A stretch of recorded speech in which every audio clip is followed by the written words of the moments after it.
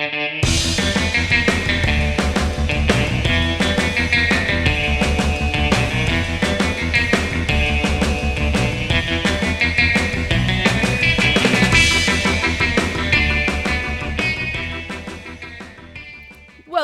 to Summers Off. I thought if I just stayed silent, let's just see what you do. You were just going to leave me out there I even had the idea. I was like, maybe I should just be quiet for the next 30 seconds and just see what Rach does. You rat. You were just going to leave You me. little rat. Shout out to you, Christoph, if you're listening. You no-neck rat. I missed that guy. Yes, welcome to Summers Off. We are here in our closet coming to you 3 weeks ahead of time. I was going to say live, but we're not live. We're always way behind. Oh, we had the Cat on a Hot Tin Roof promo that I think aired a couple weeks ago. Don't bring it up. Why are you bringing it up now? I know. I was like, no. Oh, don't. I know. If you didn't already hear, Cat on a Hot Tin Roof got unfortunately canceled. It's a long story. We can talk about it sometime. No, we can't. If you really are interested in the production, maybe send me a message and I can send you some photos, or I don't know. Maybe I found the tape laying around. I don't know. We'll oh my gosh, you just implicated us. us. No, we destroyed it. We destroyed it. Or maybe we didn't. I don't know. Oh my gosh. Oh no. Oh no. We're going down. We're going down. Back to our podcast. Summers Off.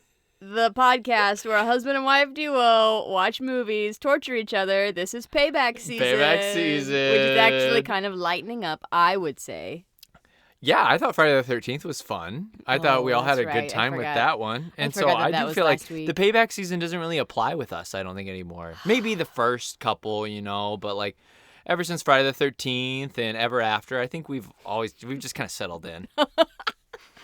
Oh, that was rough. It was not. It was a good time. Have you had any nightmares about hockey mask guys? No. You haven't? I have not. I have not had any nightmares, and I really thought I was going to, but... Yep. We've even been in the woods. We went on a bike ride or whatever, I think, didn't we? Not since. Oh. We went on a walk. Yeah, we went on a walk, and I was like, does anything scare you? Like, if a guy in a hockey mask came out and stood in that path, would you be scared? And you're like, no, not really. Guys in hockey masks don't really scare me. I was like, well, let's watch all of them then. No. Absolutely not. No. Ty, before we get into this week's movie, which is my selection for you, which is a movie I'm really surprised you've never seen. This is kind of a classic rom-com. It totally is a classic rom-com, and it just slipped through the cracks. It's a lot of people's faves. I'm going to compare it a lot when we get there. To not like directly, but like a lot of the same feelings that I had with P.S. I Love You. What? Very similar. Okay. I felt very similar watching these movies, and also a movie that just slipped through the cracks. Just slipped through the cracks. And that's why we do this, people. That's why we do this important work. Because Rach had never seen Friday the 13th, 2009 remake. She had never seen Ladybugs. Like, there are things that she has to see. Teen Wolf. Garbage. If it wasn't for me, you would go your whole life. You'd lay your head down on the pillow on your deathbed, and then you'd say, oh no, I forgot to watch Teen Wolf. I sound like a cool old lady. You are. You're very raspy. Oh, no. You're very old. Oh, okay. So we have a couple of things that apparently we missed from Goodfellas. Yeah, a while back. We have to. So I know you were all dying, audience, to hear some corrections. And they're both on Rach. Yeah. Okay. So one, I need to clear the air on. I misspoke. I thought I saw Bo Dietl, the cop, the famous cop detective, in one of the scenes in Goodfellas. I did not. It was not him. That's all I have to say about that. Okay. I think I might have said some other things about him that were probably untrue. I apologize. Well, here's what I'll say. I didn't really care about the Bo Dietl stuff. Okay. Here's what I cared about. Okay. That on the air, you fought me on the fact that you thought you had seen Godfather, and then I said, Rach, tell me the plot of The Godfather. I was very generic with it, everybody. I just said, yeah. So we were sitting in the sneaky. kitchen. It was nice. I think Rach had wine. I had cookies, and I think it was like, Rach, tell me the plot of Godfather. And she literally could only tell me the things that everybody who's ever heard of the movie Godfather knows. And then she was messing up fast, and it was all over the place. There's this wedding, and then there's this horse head, and then at one point he's like at the border, and he kind of gets shot up.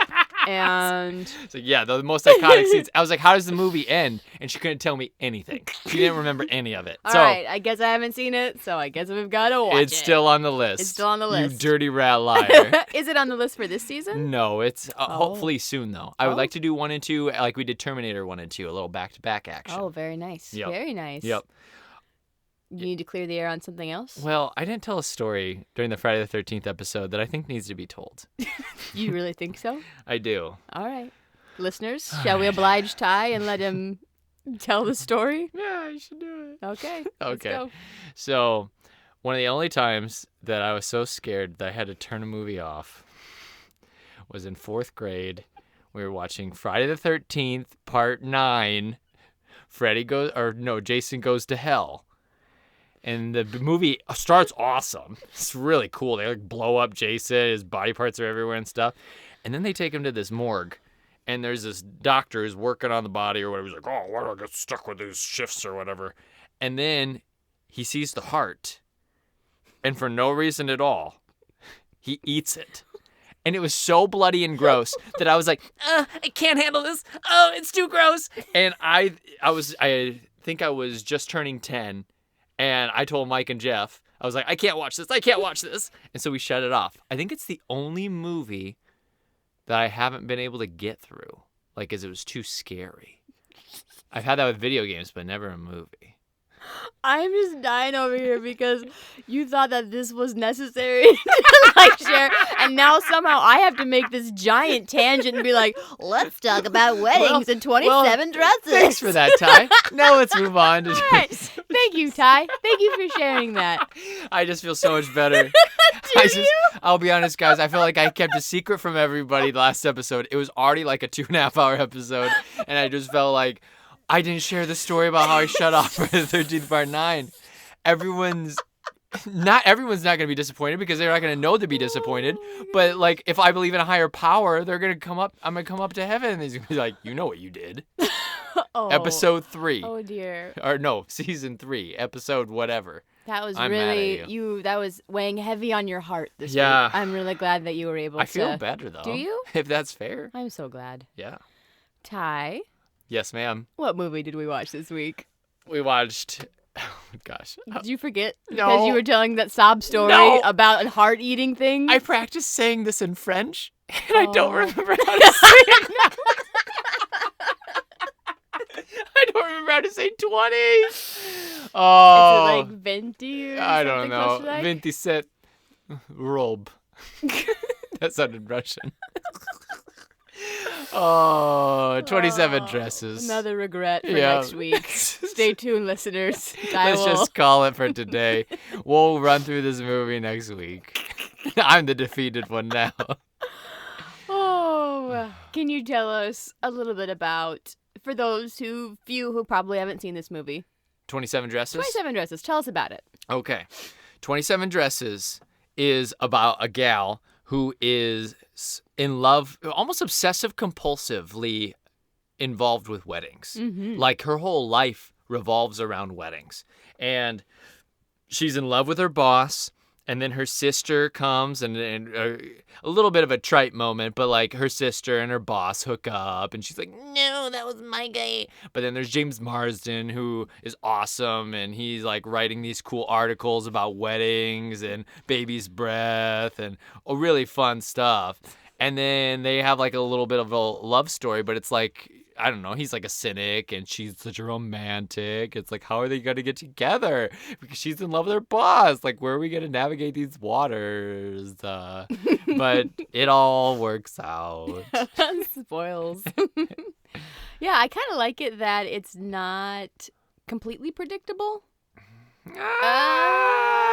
It's very predictable. Okay. From the moment the movie Well, starts, okay, I didn't know yeah. the boss stuff.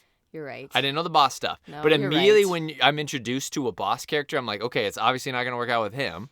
because it's gonna work out with James Marsden. Because I've seen the trailer that I know James Marsden's in this movie, so I know it's gonna work It's out. gotta be him. If you are thinking about her making out with somebody at the end of the movie, you don't think about this old guy who seriously who talks like this. He's got like a raspy Ed Burns, the actor time. Ed Burns. Yeah, so I went to the store as candy. He kind of gives me Coach Taylor vibes, though. So Really? I'm kind of here for it. Oh. Sometimes I'm still I a don't James see Marsden girl, but I'm kind of a little bit intrigued by Ed Well, Burns. it didn't do anything for me, but I was like, of course she's oh, not he gonna. didn't do anything for you. No, he didn't. If you were wondering, but I'll tell you who did. James Marsden. Yeah. He's so hot. Yeah. Yeah. He's stupidly good looking. Yeah, him and Katherine Heigl both are just like idiotically attractive. Yeah. Agree. I think you like this movie. We'll get into it, but No, I didn't. I It's think stupid. you were giggling. It was a dumb movie. You I giggled giggle at a dumb lot. stuff. You know what else I giggle at? Gosh, I forgot the name of the movie. I was gonna say Gosh, hey, like kitty. here's the I thing. giggled at cats sometimes. What do you think about that? What I'll say is, I think by telling your story, we kind of unlock something. So if we need to take a break, No. so that we can. No, I don't want refocus- to break. I want to just Are you power ready? through. Okay. I'm ready. You're ready. Keep going. Yes. You just seem kind of vulnerable. No, I'm not vulnerable. I did not cry during this movie. I'll have everyone know. Oh, I didn't cry during this movie either. Good. Did you cry during this movie? No. Oh, okay. I thought you were being serious. I'm like, it's not. I mean, you can if you want. Cry When if would you I have want to. cried? I don't even know when it would have It's happened. not really a tearjerker per se, but it hits the feels every now and then. Yeah. There's moments. It dances on the feels. It dances lightly. It trips the Yep, feels. it's lightly dancing on them. So the first time I saw this, so this came out in 2008. So we were juniors in college. Yep. And it came out in January, so I'm guessing I probably waited to see it in the cheap seats. Opening Maybe night. with Midnight show. my roommates is what I was gonna tell you. For the midnight show, did they do like a Rocky Horror thing, like where you like do things with the yeah, screening everyone and you came in throw a stuff? bridesmaid dress. Oh, that would be so and fun. we threw rice or bubbles. Everybody or got up and flower danced petals. during Benny and the Jet. Yep, Oh, that'd be fun. that actually would be kind of That fun. would be fun. When it starts raining, you have like little squirt bottles, and you're supposed to like squirt them in the air. Ty, I think you missed your calling. I think you need to plan Theme nights for midnight- movies. Yeah. 27 dresses. We'll start it off with that. Yes.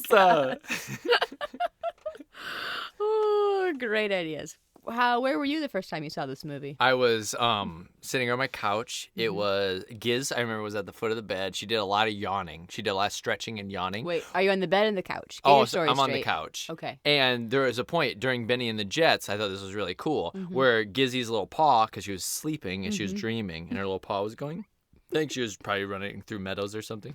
And her paw was going, and it was like kind of in time. So it was like, do, do, do. Do do Benny and the Jets. I love it. We'll get into that scene. That's probably Yes. that's a good scene, I think. For we'll sure. get into it. So a couple of taglines for this movie. Oh, we're Let me getting to know. tags already. What do you mean already? I always start with tags. Oh, I love it. Couple of taglines. First one, she's about to find the perfect fit. I think it's too nondescript. Yes, right? and I get the dress pun, but I just need something a little wittier, a little Yeah. snappier. Sure. Tell me what you think about this one. Yep. This January, always a bridesmaid, never a bride. No, lame. What do you mean lame? Lame. That's what they went with. Yeah, but that is like always a bridesmaid, never a bride. That's a thing everybody already I says. know, that's why it makes a good tagline. No, witty, more snappy. Well, that's all I got for you. That's the Dang only it. thing they came up with. You're right. They probably could have come up with a few more. So the writer of this, her name is Aline Broche McKenna. I'm going to call her McKenna. I know that's Thank her you. last name, but No, that's just I'm going to just be... gonna say thank you for that one. You're welcome. So you can follow this next little bit tidbit. Sure. So she was inspired by her real life friend, Kate, to write this script. Her friend Kate had been a bridesmaid 12 plus times Okay. when she wrote this. So 12 plus, you're like, that's not 27. They made 27 because Sure. that's an obnoxious No, for number sure, and and that's it what you kind of should makes do. it more comical. But what are you going to say? Your sister has been, Tori has been a bridesmaid like for 1,000 people. Do you know her number? Is she close it's to not this? 12. I think it's... Is she close to 20, though? No, not even. I think You don't she's like think so? 8. Oh. I think, how many are you? I think you're up there. Yeah. This is your story. No, it's not. I'm close to Tori's number. You know, we should Yeah. ask my buddy Johnny. He's been at a crap ton. Yeah? Yep. Yeah. I'd be really interested to hear everybody's numbers. Yeah. Hey, Your Facebook. bridesmaid, groomsman man numbers. Yep. Tell us your number. Anyway, so she wrote this about her friend who was also kind of one of those friends who never says no and like is always going above and beyond for people, was single for so long. Well, what's nice about it because for one, this movie took so long to get the green light for. It was like 6 years or so. That by the time she finally made this movie, her friend was engaged and she came to the premiere and she was pregnant. So Wait, she was engaged and pregnant, but not married? don't That's a scandal. don't get That don't is get a all like scandal. rude about it. But I don't think they knew they were pregnant yet. But they were. That pregnant. is even more of a scandal. She doesn't even know she's pregnant. Don't She ruin thinks she's this. just gaining weight. She's in second trimester right now. So, backing up a little bit. So when the writer originally pitched this story, she actually didn't want it to end or to focus on the romance piece. She wanted the character. She didn't want it to be so much of a rom-com and more of like a coming-of-age type of movie. Boring. Well, that is what Fox said. Fox said, "What do you think this is? 2019? No way. She needs to end up with a man to be happy." No, that's not what it is. It's just What if is it, if all then? it was about was her being in a lot of bridesmaids and then No, they were going to have like the romance there. She just was going to end up by herself going on a date. Like they weren't going to like button it up with a wedding. It was going to be a little bit more open-ended. Like I'm going to keep working on myself and find happiness here. Like I don't need, because she keeps thinking, the character Katherine Heigl plays, keeps thinking that like her life will like start or she'll be happy when she's married or when she has Yeah. a wedding. When she has a wedding, let me be Yep. more specific, because I think she gets called on this by For James sure. Marsden. He says, you don't want a marriage, you want a wedding. Yep. Which I think that's true for people. Some people, I think that's true. Yeah.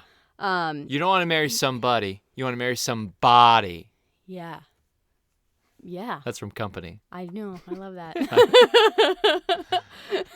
But I think you've reversed it. No, I reversed it from what they say, but it fits better that way. You want to marry somebody. You want to marry somebody. Yeah, which is why you're not ready to get married. You're not ready. You're not ready. And the director didn't think, or the writer didn't think she was either. Katherine Heigl, Katherine, baby. Oh, we're like a little like punch crazy tonight. It's great. So she actually ended up walking away from the project for a while. She's just like, you know what? You keep asking me to rewrite this. I don't really like the direction that you're going with it. I'm going to step away from a while. In the meantime, she writes Devil Wears Prada, and that explodes. Wait, McKenna did? McKenna wrote. Okay. Was one of the writers for Devil Wears Prada, which came out right before this. So with the success of that, the production team were like, hey, come on back here. Let's figure this out. Like, we still want you on the team. Like, let's, And so she changed her ending when she came back? She did. She kind of conceded. I think they kind of meshed a little bit, and they conceded a little bit too. I don't know where all the compromises were, but they end up coming back to an agreement. And I think it also helped when people like Katherine Heigl signed on, people that she was like, okay, this person can do this character justice, and it's not going to be like in a desperate, I just want to get married way. There's going to be some character development here. So, Okay. yeah. So the total process took 6 years from when she first originally pitched it for then the movie to be done. And so she started with this, did Devil Wears Prada, and then came back. Yes. Okay. Yeah. Devil Wears Prada, an overwhelmingly overrated movie. We've already talked about this, and Yep. I'm not Go going to check dig that that up. Go episode check out. that episode out if you want I to stand go behind down it. that rabbit I actually hole. was looking at my ratings today, and I thought, that Devil Wears Prada scores way too high. No joke. I was like, I'm You lowering probably it. just need to watch it again. No, I don't. I've seen it many times. I've seen parts of it many times. I've seen it all once. I was like, I have it at 75%. That is a 65% movie for sure. That is right above fresh. What's kind of funny about the whole Devil Wears Prada connection is that when the movie poster for this first came out, it's Katherine Heigl. I should have shown you the picture. I've seen the picture, Okay. the movie poster. Yeah, and for the sure. movie, It's her dress iconic. is kind of made out of words, right? Yep. Right here across the chest, it says, from the writer of Devil Wears Prada. It's the biggest thing you can see. And then it's all like just names of actors and producers and stuff. Oh, okay. So the writer, when she was first shown that, she thought it was a joke. She thought, like, you're kidding me. Like, there's no way they're going to make that big. But they did. Well, I mean, it makes sense if Devil Wears Prada was that big of a deal. Yeah. And this is what you want the movie to be like, oh, it could be like Devil Wears Prada. That's going to get people there. Yeah.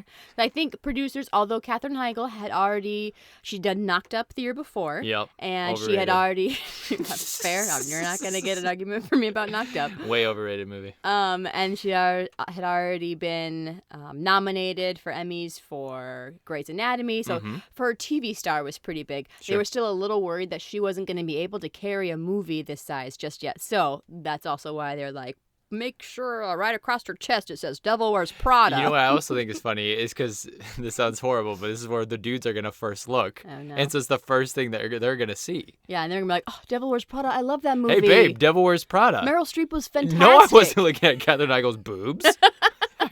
I read it on chance that that's the first thing I saw. How cool is that? Jane was good at taking care of everyone, You've been a bridesmaid 27 times? What do you do besides work and help people get married? but she never took care of herself. Did you put that breakfast burrito on my desk? I just thought you might be hungry. That's why I love you. I love you too. Oh, yeah, I needed that. From the screenwriter of The Devil Wears Prada, This movie was one of the first movies to have female director, female writer, female editor, and female lead. This is 2008. Nice. We were way ahead of schedule. That is some slow-ass progress, if you ask me, but there it is. It's one of those, like, sad statistics that you're like, oh, this is the first, huh? Yeah, Oh, like this is the first Black Bachelor. Oh, great. Yep. Or Bachelorette. Oh, cool. That's great. 2020, yay. All right. Characters. Who do you want to talk about first? I just have like a little bit about Heigl. I've got a little bit about James Marsden. Who do you want to dig into first? Let's talk about James Marsden's coworker, who is a horrible actor. I'm not going to get into bit characters. We don't care about less than fivers. He probably had like less than 10. Yeah, but whatever. he had a little bit more than that. But Yes. He's horrible. He's whatever. Yeah. he means nothing to me. Okay. Can we talk about Kitty? Yes, let's talk about Yes, Judy Greer. Okay, Judy Greer. Judy Kitty Greer from is the Arrested best Development. friend to Katherine Heigl in this. She worked with her. She's very sassy, very kind of like rude, kind of says whatever she wants, but yeah, very forward. I like her. She's punchy. Yeah, I like for it. sure. Yeah. What'd you think of her? Oh, I enjoy her a lot. If you have never seen her, and just type in, I bet it's on YouTube, Arrested Development, Job and Kitty sex. And like just do that. Well, it's that scene when they're in the copy room or whatever. And he's like, oh, it's too dark. It's too light in here. Where's the light coming in from under the door? Because he thinks she looks hideous. I think it's so funny. It's so funny. Yeah, I thought she was really funny. It's very similar to like her other like ditzy weird asshole characters. You know, like it was similar to what she does. Yeah, she plays like the iconic best friend. She is the iconic best friend. Can you think of other movies that she plays the iconic best I friend? can offhand, but you know who she kind of reminds me of? She reminds me of the chick from that is married to Judd Apatow. I always get them mixed up. They're very similar as actresses. They crap. do Now I'm similar blanking stuff. on her name. I don't remember her name Yeah. off the top. Shoot. That's Don't dwell on it. Paul, will you be yelling at all our friends who are movie I know, buffs I'm will be like, sorry. It's a so-and-so, disservice. you dang idiots. I really love her. Anyways, yes, the two Yes. of them, they have similar looks at times, and I get them mixed up. Yep. But so she has played the best friend in a couple of these movies. What Women Want. You Oh, I probably- love What Women I Want. know you would. Why? Don't you like it? It's fine. It's so great. It's fine. Mel Gibson is so charming in it. And then it's funny. It is funny. That's Yeah, a funny movie. That's true. I haven't seen Helen Hunt in something for a while. And Helen Hunt is charming as all good out. Yeah, what are you it's talking true. about? How long has it been since you saw that movie? Before you get mad, like, what woman wants, man, no woman wants. No, it's just like I get mad because it's like Mel Gibson. It's like Mel's Mel the best. He's not anymore the best. Mel You is have to the concede best. that. You can't say I that. love him. The What Wedding happened here? Planner? The Wedding Planner is another one. I love The Wedding you Planner. love The Wedding Planner. The Wedding Planner is so great. He only eats the brown M&Ms because they have less sugar coating on them.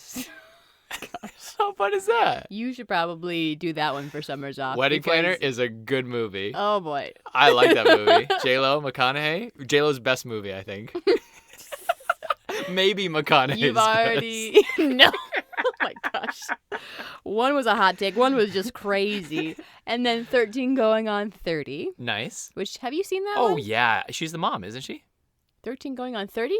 Oh wait, No, you're thinking of I was the thinking other of Judd act. Apatow's wife, who is the mom in 17 again with Zac Yes. Efron, which is excellent. I have seen 13 going on 30. That's with Jennifer Gardner, and Garner? I thought it was really stupid. I don't even think I could finish it. Yeah. We started watching it, and I think we'd even talked about, hey, is this Summer's Off movie? And you're like, I don't think so. Mm-hmm. And then I started watching, and I was like, God, this is awful. I would tear this movie to shreds if we watched it And on I Summer's wouldn't Off. want to defend it. That'd You know just what be I like mean? us Or even try. I don't always have to defend movies. Sometimes we're like both agree like it's bad, but sometimes I feel like a little like responsible for bringing it to the table. You know, one thing I'll say is I feel like I bring more bad movies to the table than you do, and I think you need to think about that going forward. You need to bring more bad movies. I just care about my perception and what I'm putting out there into the world. Maybe you should care more too. No, I do care. I care to make entertaining episodes where we trash Quit on ladybugs. giving ladybugs airtime is what I'll say. That ship needs to die. That ship needs to sink. Back to Judy Greer. Yeah. She is a hard worker in the industry. She Yeah. has I was looking through her IMDb. She has 4 to 5 projects every year that she's working on, whether it's movies or voiceover work. She is busy. Yeah. Busy. It's one of those things that when you're at that level of actress where everybody recognizes you but nobody knows your name. I mean, people know Judy Greer, but Yeah. in general, your general population doesn't know. Yeah. I feel like they can get more work than the stars. Probably. Because their price tags are lower, but they're still a face that you can attach to a project and be like, oh, her that person. chick from Arrested Yeah, she's Development's in somebody this. who, if you didn't know, look her up, you're like, oh, yeah, I've seen her before. Uh-huh. She actually, in 2014, had a short called Judy Greer is the Best Friend. And I really want to see it because I bet it's pretty good.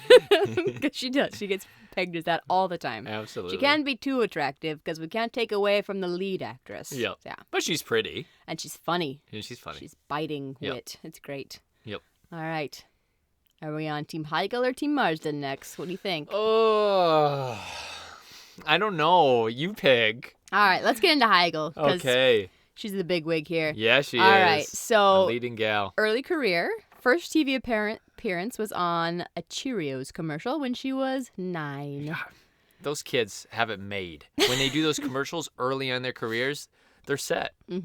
She did a lot of modeling and kind of some I don't know. She smaller doesn't seem like a movies. model to me. Really? I'm just kidding. Stop. Super She's tall, so super hot. gorgeous. She was in, I wonder if you've seen her in any of these that you would recognize. She was in The Bride of Chucky. No, I've never seen that one. Yep. Well, that's a waste. What about the movie Valentine?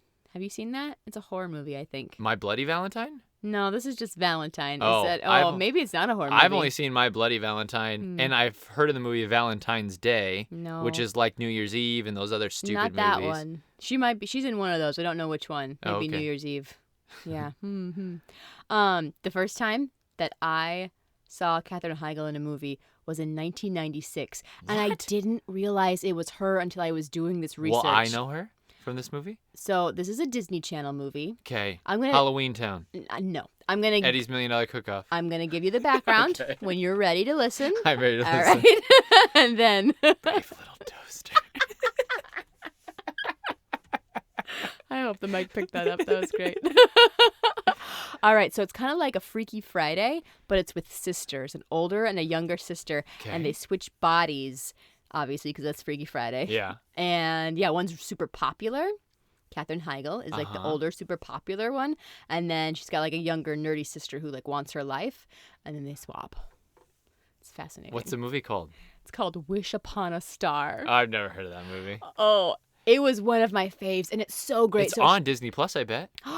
Oh my god. You you're could probably right. watch it. Oh my god, you're right. Eddie's $1 Million Cook-Off's on there. I've always wanted to rewatch that. That's a great movie. I seriously loved it. Well, I So know many what food I'm doing fights. all day tomorrow. Maybe tonight. Let's hurry up with this and get done. I need to, if it is on there, I need to show you because one, I mean, she's I'm not going to watch that whole movie. no, but you just need to see Katherine Heigl. She's gorgeous as this teen, and I just idolized her look so much. She had this kind of this shimmer lipstick and highlighter on her eyebrows, like it was gorgeous. It was almost kind of like pale colored. Uh-huh. So much so, like I tried to like create this look, but again, I was probably 96? You Yeah. would have been 11. Oh, Okay. wait, not even. No, you would have been 9. I think I'm like 8 or 9. 9. And so I don't have any makeup, right? Because we don't do that. Mhm. So I took some of my mom's makeup, and do you know what concealer is? Do you know what that looks like? No idea. Okay. Concealer, sometimes it comes like in like a little tube, or sometimes it comes in something that looks like lipstick, but it's tan, and it's something that you put on like blemishes or like under your eyes for Okay. dark circles, but it's flesh colored, It right? conceals it. It's concealer, right? And then you put powder on it, blah, blah, blah. Anyways, I looked at it. I thought, like, this is shaped like lipstick. So I put it on because it's light enough. All of my mom's lipstick is like, red or like burgundy because it's the late 90s. And I'm wanting like something that looks like pale and shimmery. So I put this all over my lips. And then like it's really dry. Like, oh, so I put like lip gloss over it and thinking like, oh, perfect. Nailed it. Nailed this look. And I come out, my mom's like, what did you do? And so she has to explain to me that like that's not where that goes. And I can't use her concealer for my lip gloss anymore. So Well, that is that's that unfortunate. story. Have you recreated a look since then? Oh, I Because could. now you're 33 years old. There's a Claire's like down the street.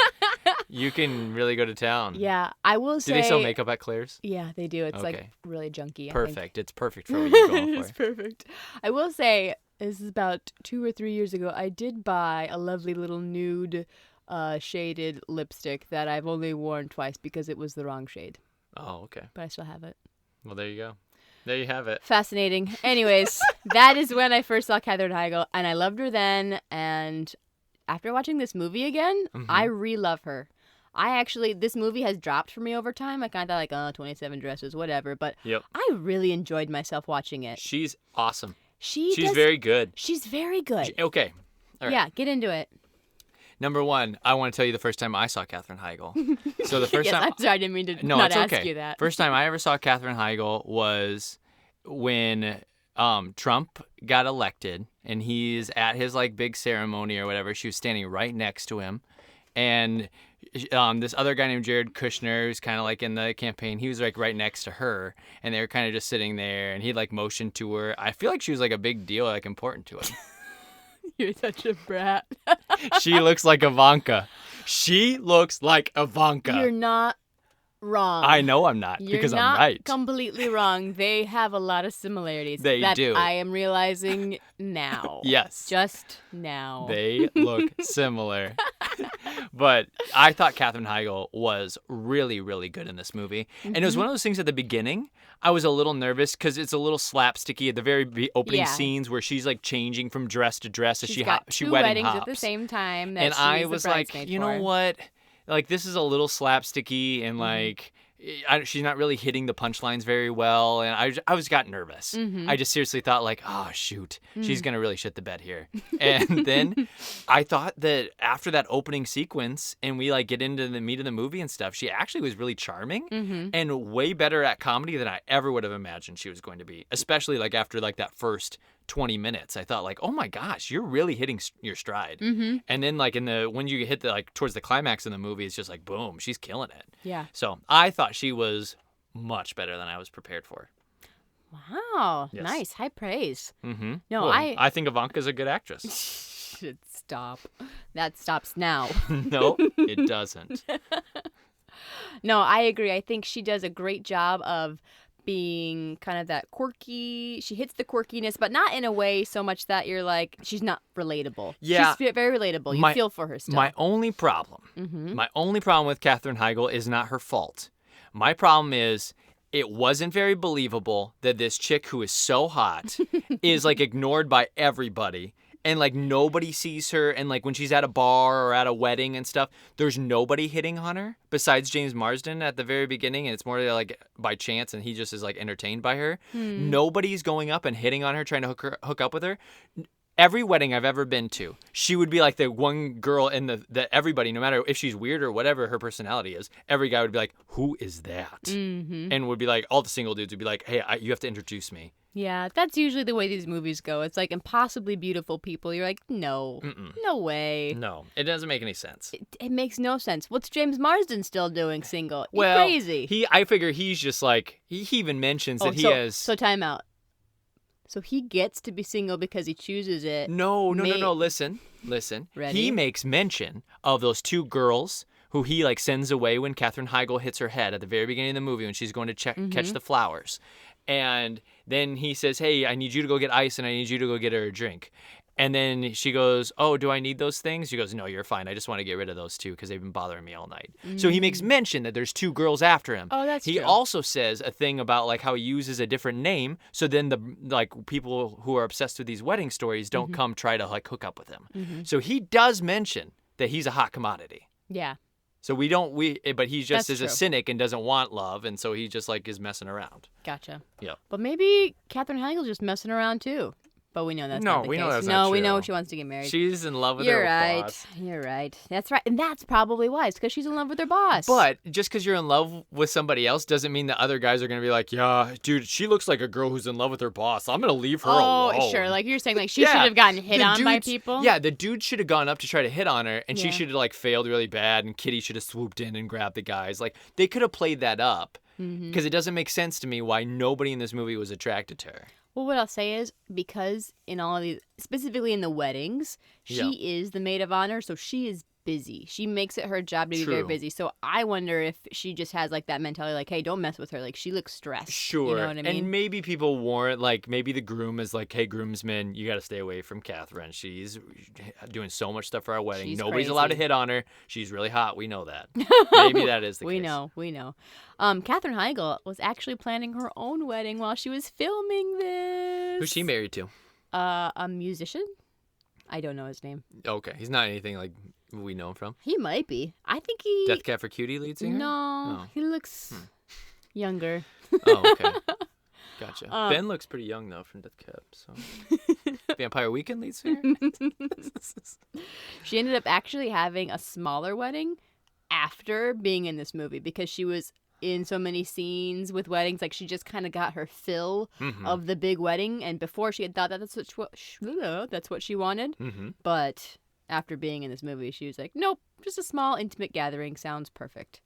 My next Random- wedding, I'm probably going to do a much smaller thing.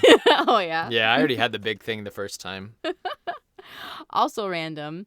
Her sister, who's played by actress Malin Ackerman, Mm-hmm. she got married during this movie. Oh, interesting. Yeah, so there's a She lot get married of. to anybody famous? I don't know. Oh, okay. That's a good question. Yeah. I didn't do that kind of research. Oh, okay. But at any rate, so you have like her getting married, the other one planning. So everybody on the cast was just like, so just buddy pals. It was a great time. They all look back on it very fondly. Oh, that's good Everyone to know. does. It was a very good time. Hey, do you know why the fall of Katherine Heigl happened? Did you do that research? I have a section called Heigl Canceled. Okay, good. Do you want to get into it? We can do it now, or we can do it later. Let's save it. Okay. Let's save it. But I have to know. I know. I have to know because you say like everybody loved it, everybody had a great experience. I'm like, well, why is Heigl not around anymore then? I figured this movie was her undoing. I figured that maybe in Knocked Up she was kind of an asshole, and then in this movie they're like, let's give her one more chance, and then like she's an asshole on set here too, and they're finally like, forget it, we're not putting up with her anymore. But that's not the case, so I can't wait to find out. Yeah, I bet you can't. But you can because we're going to talk about James Marsden.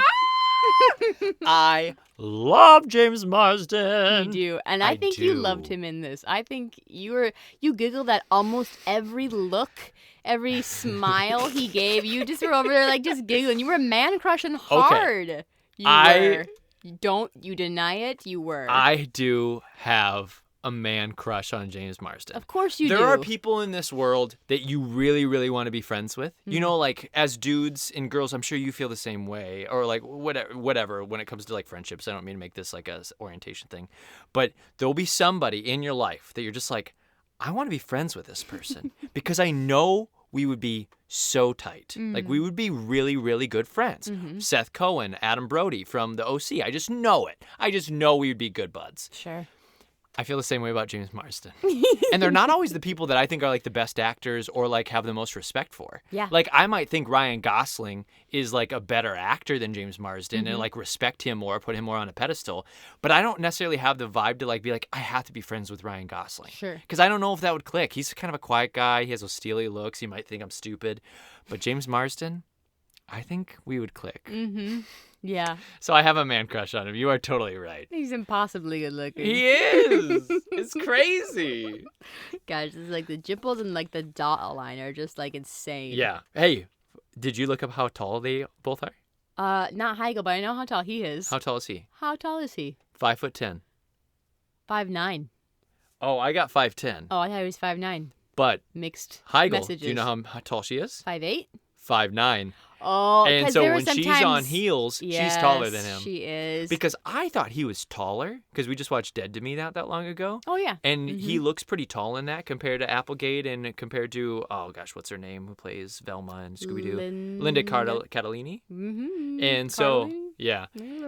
So he looks taller in that show, Yeah. but no, he's only 5'10". Yeah. It's like, oh. Oh. Hey. Tell me about Marsden.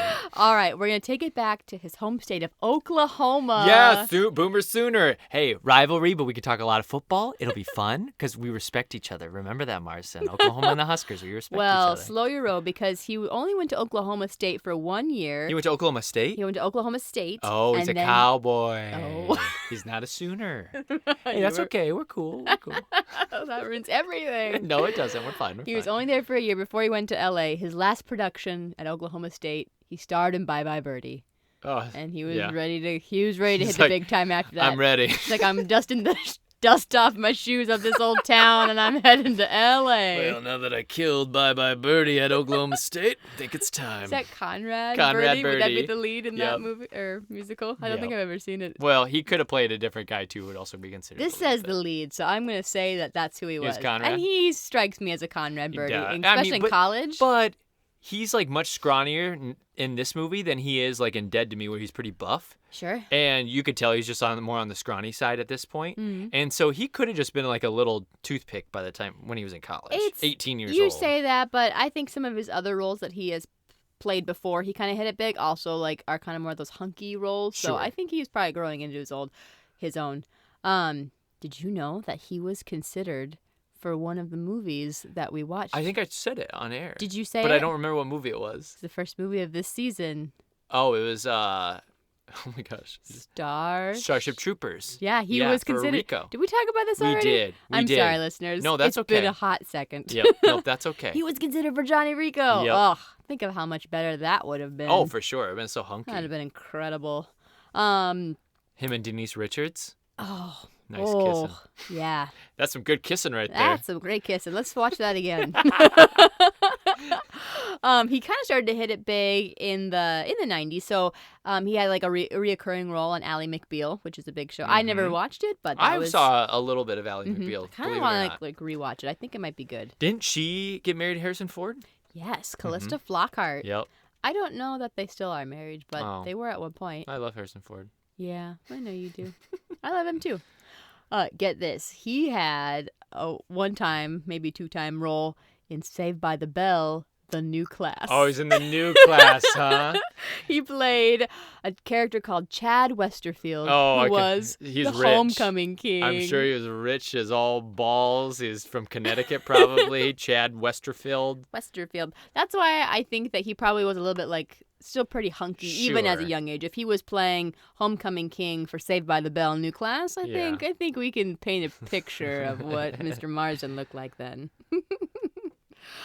So best known for movies like Hairspray, Mm-hmm. X-Men, Yep. Enchanted. Excellent in all these movies. He's really good in this. Dead to Me, I think he's great in. great. So he was actually working on Hairspray when the offer to do this kind of came about. Okay. And it was kind of interesting. So the director, Anne Fletcher, was on the set of Hairspray.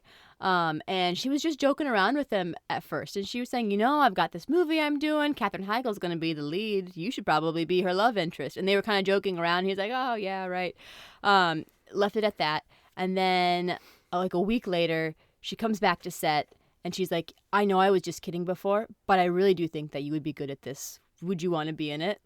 So that's how he was. He was initially offered the role as a joke, and then she came back. And Was he the first choice? I didn't have I couldn't find anything Okay. about who other people she was thinking about. Did you do some research? No, I didn't. But I've had like a similar thing happen to me before. Really? Where somebody Say came it. up and they were like, hey, I'm doing this show later this season. I think you should audition because you'd be great. And like they kind of presented it as a joke. And then they send me an email like 2 days before auditions. They're like, hey, you're coming, right? Like I was not just joking. So it's always kind of a fun thing. Yeah, that's flattering for sure. Mm-hmm. What's do you have any favorite roles that he's done in a movie? I'm trying to think of a time he was bad. He has a really nice range. Yep. He plays a lot of different things. Even that Nicholas Sparks movie, which was horrible, that time travels, it was like them when they're younger, and then James Marsden's the older version. What? There's a Nicholas Sparks movie. I think somebody gets hit by a vehicle. Do they die at the end? I can't Did remember. I watch this with you? You did. This was when we did our Nicholas Sparks Fest like a long time ago. He's in another one? He's in a Nicholas Sparks movie. So here's the plot. Okay. There's 4 people cast as 2 characters. So the older version is James Marsden and this girl with dark hair. She's skinny. yeah. She's from other movies. I can't think of her She's in name. Maid of Honor Oh, sure. Okay. with Patrick Dempsey. I've The never movie seen that you're that always movie. like, I want to see that movie. She's in it. Oh, I think I thought that movie was this movie I know at you did. times too. You did. And then there's a younger couple who look nothing like them. I don't know what the heck they were thinking when they cast these people. They Yes. seriously are. It's bonkers to me why you think they look like a younger version of them. And so he was in that movie, and that movie was bad, but he was still pretty good in it. Yeah. I don't know. I think he's always great. Yeah. I mean, to be fair, we've never seen him in Hop. I don't know what that is. It's a movie where he talks to a rabbit, an animated rabbit, who's played by Michael Brand. Not Michael Brand. What's his name? I know what movie Is that you're his talking. name? I don't Russell know. Brand, not Michael. Russell Who's Brand? that? Okay. Russell Brand. Oh, I hate Russell Brand. I wonder how he is in that. Yeah. My personal fave, though, probably Sonic the Hedgehog. I need to see him in that. He's in Sonic the Hedgehog? He is. He did another one of those kinds of movies? Yeah. Sonic the Hedgehog actually did surprisingly well. I haven't seen it. I haven't but either. I'm guessing it's going to be my fave Okay. thus far. All right. We'll see, I guess. You didn't answer, though. Do you have a fave? No. You can't pick? I like them all. Come Too on. much. I like them all too He's much. just too good. I mean, Dead to Me is recent, so I'll just say that right now. I love The Notebook the most out of all the movies he's done, though. Yeah, for sure. Let's go back to Heigl. Let's circle back to and finish all our after Ivanka? talk.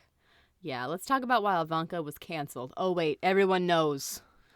Why Ivanka's been canceled? Ivanka has been canceled. She was canceled long before we called it being canceled. Oh, okay. So, picture this. Yeah, I'm ready. This is intriguing to me. Heigl has already won an Emmy for Grey's Anatomy. Okay. I think it was probably, I'm just going to throw out their season, it's earlier season, like 2 or 3. She was Okay. I don't think she was there for super long, so that makes sense. She won for Best Supporting. Yes. Yes. Okay. The following season, season 4, Uh-huh. she actually... My buddy David probably knows all this, by the way. He's like, yes, I can tell you all the stuff. probably does. So season 4. This is also the season when she's starting, her career's picking up a little bit. So she's kind of becoming a hotter commodity, doing like more movies. I think she might have done Knocked Up around this time. Anyways, she announced that she was pulling herself out of Emmy contention that year because she didn't think that her role in season 4 was given the material to warrant a win. And this is a direct quote. I did not feel that I was given the material this season to warrant an Emmy nomination, and in an effort to maintain the integrity of the Academy organization, I withdrew my name from contention. In addition, I did not want to potentially take away an opportunity from an actress who was given such materials. So it was less about like, guys, I won one already. I don't think I should win another one. I know people like to win multiple, but I want to give other people a chance. It was less about being selfless and more like, you punks did not give me good stuff, Grey's Anatomy writers. So I'm going to take myself out of the running of your Emmy so I don't win an Emmy for your stupid TV show because you didn't give me good enough stuff. Well, That's really what it was. That's how Shonda Rhimes, the creator, saw that and felt pretty slighted by that because she Your was... words suggest that. And she was also, Shonda retorted back, she's like, you actually asked for less this season because you were so busy. Yeah. So how can you come and say that like I didn't give you material? Like that's a slap in the face to me. Sure. And like and also not Shonda saying this, but everyone else's feel about this. Like, who are you to think that, like, oh, I'm going to pull myself because I don't deserve it this time. You know what I mean? Like, there's something about that just didn't hit people right. Probably well-intentioned, but, like, she does say that she wanted to give someone else a shot because she didn't, like, want to just win because, like, she's, like, the biggest name in the group. Mm-hmm. So I understand that part of it, but I just think it kind of came out wrong. Like, kind of like a humble brag, but, like, more brag. I would call it bragging pot shot. It's pot shot the people did it while you brag about yourself and say, I won't take your Emmy, guys. So and after the Emmy win too, and I don't have any specifics, but later in interviews, Shonda would refer to her as like a diva. Is Shonda the writer, the producer? Who is Shonda? Shonda Rhimes is like the creator. Busta. Nope. Busta's Shonda. mom? No, sister. Ty, that's niece? You don't need to do that. Shonda. I only know 2 people with the last name Rhyme. I know you can Busta Rhymes. Leanne Rhymes. Oh, that would have been a better one. Just had to go Busta. No, depends on how they spell it. Is it with an I or a Y? She's like this multi-millionaire, maybe billionaire, probably millionaire, creator of like Scandal and Grey's Anatomy. Scandal? Yeah, she makes all these shows. Like she's like Titan. Titan. That's exactly what she is. So that's kind of how it started. And then, jumping into movies, I didn't find anything specifically about her behavior on set. It's just all of a sudden she started having bad luck after bad luck in movies, and she kept getting movies that were like nominated for Razzies and things like that. Like, what are some of them? I don't know. I know you're going to ask me, but I don't have them pulled up, and you're going to yell at me if I pull up my iPad right now. Yeah, I am. You're darn tootin'. So she made a movie with Ashton Kutcher. And they were spies or something. That was a movie stupid. That they did that was hate not it. good. Yeah, she just like, I don't know. Did bad she do one choices. of those like New Year's Eve, Valentine's Day movies? She was in one of those. I don't remember which one, but okay. one of them. And I don't think that's what earned her it. But at any rate, things just started to not go well for her. But things don't go well for a lot of people, and they're able to pick themselves back up. Right. Well, and here's the thing. A few years after this, when her career's kind of taken another turn, she is interviewed again, and she kind of makes comments kind of like, again, it comes off weird, and I think people, you just read it how you want to. Is she kind of an asshole? Be honest. Is she an asshole? I don't know if she's an asshole necessarily. None of her castmates. I didn't find anything from them. There probably is stuff out there. I just didn't look that hard. But so she said again, like, yeah, I just don't understand. Like, Hollywood was so in love with me, and now they've had it with me, and as I was so beloved, and now I'm not good enough for this. I mean, it might be the Jessica Biel thing. Like, woe is me. It didn't sit well again with people, and people are like, Katherine, who are you? Remember when Jessica Biel said the whole thing, like, it's hard being so pretty, like, people don't want to cast you when you're this pretty? Did you hear about this? Gosh. I'm probably going to butcher it. And Jessica Biel, who, like, I want to be in love with me, she's going to be like, I heard what you said, Ty. I heard what you said. Okay, I'm going to just butcher it. And people are going to be like, that's wrong, Ty. I know it is. I'm already telling you it's wrong. Set. Okay. I think she said something like, it's hard because I'm so pretty that people can't cast me anymore because they just don't have roles for people like me. There's not a lot of roles for people like me. As I get older, but I'm still this pretty. It's something like that. It's a very much a humble brag. I get you. Cancel Biel. Cancel Jessica Biel. Cancel all of them. I agree. So that is the gist of what I could find where this kind of started. Now Heigl is on Suits. Is that what she's on? Yep, she took over Meghan Markle's spot. Meghan Markle, who married. Who also... Meghan Markle said, royal family, you're canceled. Good. Ty, you're up to date with all that. I read an article all about Harry and Meghan. Remember I was telling you, I was like, hey, did you know that Harry and Meghan did this and this and they said this or whatever? And you were like, I don't know about that. And I was like, dude, it's in a major publication. I don't remember what I was reading. So I was reading a little, not tabloid stuff, a little entertainment news the other day. Awesome. Yep. Love it. All right, let's talk just a little bit more about the movie specifically, and then I want to talk about some wedding biz stuff. Okay. Gosh. Get excited. All right, so like I said, the cast had a great time. They were very close. Mm-hmm. They actually just last year in 2019 had like a reunion kind of interview where the main four were all together and they were chummy and talking about like, oh, we should do a sequel. And Heigl was like, yeah, my career's tanking. She didn't say that, but like you could just tell like everyone else like in the group besides like Ed Burns, who like probably doesn't really care what's going on. He just strikes me as like, whatever, I did some movies, it's fine. But like Marsden. I don't know him from anything else. I do, but I can't think of what it is. Maybe some war Okay. movies. I think he's in. Okay. He might be in Saving Private Ryan. I don't know. I don't Something like remember that. Some World War II movie. He didn't strike me as a face that I'm supposed to know. I'll figure it out. Okay. But like like Malin Ackerman has been in lots of movies. for She's sure. very recognizable, Yeah. and obviously James Marsden is James Marsden. So like it's funny just like watching the four of them, and it's like you two took off. You're still recognizable, but what have you been doing lately, Katherine Heigl? Anyway, so she pitched the idea during this interview And for a sequel. what the hell does the second movie look like? Well, That's my problem. Let me tell you. Okay. She wants it to be that now everyone's having babies, and there's all these baby 27 showers. babies. Exactly.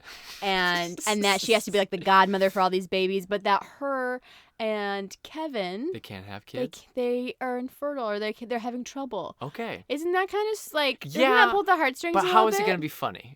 That's where I That's immediately true. go. That is. Like, I just feel terrible for them. It's hard to be. How will I ever laugh at this? Yeah. That's the problem. I know, it just hurts a little bit. No, you're right. It's a little dark. I but mean, I don't hate the concept, I but I hate think we it. just got to, I think it's got to be less they're infertile and more like Kevin doesn't want to have babies because Sure. he's working on the newspaper and like, I don't know. I think there's other things to do. Yeah, that makes sense. Favorite scenes or moments from the movie that you want to talk about? Well, I have a lot of things written down. Let me Okay. just go through a couple of them. Sure. Well, what? Oh, are you want to do that right now, or do you want some time to think? No, I'm good right now. Okay, good. Go. Hit it. So she does two. I just have some questions and things too. She does 2 weddings right off the bat, Yes. and she has a couple other like 2 wedding things like lined up in like weekends. She goes, I think James Marsden mentioned she has another 2 for weekend like coming up down the line, and then she's got like a wedding almost every weekend. It looks like in her book, but she's only done 27. So I almost got to the point where we were talking about how many weddings she's done. Well, I feel like the number's more than 27. Yeah, I mean, at that rate, because he was like, she's been in 7 weddings, and the editor was like, so? He's like, this year. Yeah. It's like, if you're doing 7 weddings a year, 7 a year. and she plays a character who's probably, what, 30? late 20s, early 30s? Yeah, yep. Yeah, then she should, it's only picking up. Yeah. It's only being more. Yeah, business more. is only picking up for sure. Business is only booming in this day and age. Oh, Oh. I wrote this down. Rach, there's a story. So towards the beginning of the movie, we kind of already made mention of it, where she goes to catch some flowers and she gets like bulldozed over by some ladies. And that's when James Marsden first meets her. Rach, you have your own flower catching story. Do you remember it? I mean, I have caught a bouquet once. That's I caught not a what I'm talking bouquet. about. I don't think we were together when that happened. Oh, nope, we weren't. But then there was another time. So let me take you back Yeah, to tell me what let it me was. take you back to a night called one of my best friend Mike's weddings. Oh, that's the wedding it was at. I And couldn't when remember. the garter got thrown into the air and yours truly boxed out like a champion, came up like a post player like Rudy Gobert, snatched that board right out of the air, and he wore that garter like a badge of honor on his arm the rest of the night, accentuated his bulging biceps. Meanwhile, after this occasion, we're getting ready to do the flower toss. I'm like, oh man, how cool would it be if Rach catches the flowers? Rach goes to this wedding as my date, the first like kind of date we'd ever been on a little bit. I mean, kind of. I was, Yeah. yeah. Yeah, I know we were supposed to just be friends. but Friend weird date. It was a date. Okay. You know it and I know it. So then she's got the flowers. She throws them into the air. And I go, Rach, yeah, catch it. The flowers, no joke. They shoot over everybody else and they land at Rach's feet. And Rach looks at them, and then she looks up and she goes, ah! And she steps away. And then this girl named Natalie Ramirez, who's our buddy, she comes in, she like snatches them up. And I was like, are you kidding me? You could have gotten the flowers the same night I got the garter. That's like an amazing story. And you just like let it drop and you didn't get it. I was so curious on why that happened. Yeah. I did not want to catch it. That makes sense. But hey, we ended up together, so what does it matter? Yeah, but now you have to live with me telling that story to our future children and be like, your mom, I don't even think she wanted to marry me. I think I conned her into it when I caught that garter. I always say that was a confusing time, and the last thing I needed to do was to catch a bouquet. It's like, Hey, you caught the bouquet. I caught the garter. I gotta get this right now. That's so great. Good memory. I couldn't remember. I didn't for remember sure. when that happened. So they also talk about something in this movie where they mention, and maybe you want to get into this when we have wedding talk, but they talk about the markup on the cost of flowers. And I loved it. They make like a little joke. Marsden wrote an article and he's like, there's an 800% markup on wedding flowers. And I was like, that is so damn true. And it pisses me off because flowers are so cheap, but you go and buy these flowers. Like we had 2 little bouquet things that sit on the right on the altar by us or whatever, and those were like $500. And I was like, it felt like they were that much. Might as well have been. I was dying inside. And then there were all these little hydrangeas that we wanted on our centerpieces. Do you remember this story? I know you do. I do. And I wanted to cut costs, and Rach, you kind of were into it too. I was into it. I was in. We got vetoed. Hydrangea-gate, We got for sure. vetoed by the powers that be. But our idea, everybody, we are gonna go out the night before the wedding. There were some banks in town that grew hydrangea We were gonna rob the bushes. banks. We were gonna to rob the buy banks. hydrangeas. We were gonna rob the banks not of their money, but of their flowers. We used just a couple clippers. We were gonna chop the heads off of them, put them in our little centerpieces. Would have looked amazing balls and would have saved us $200.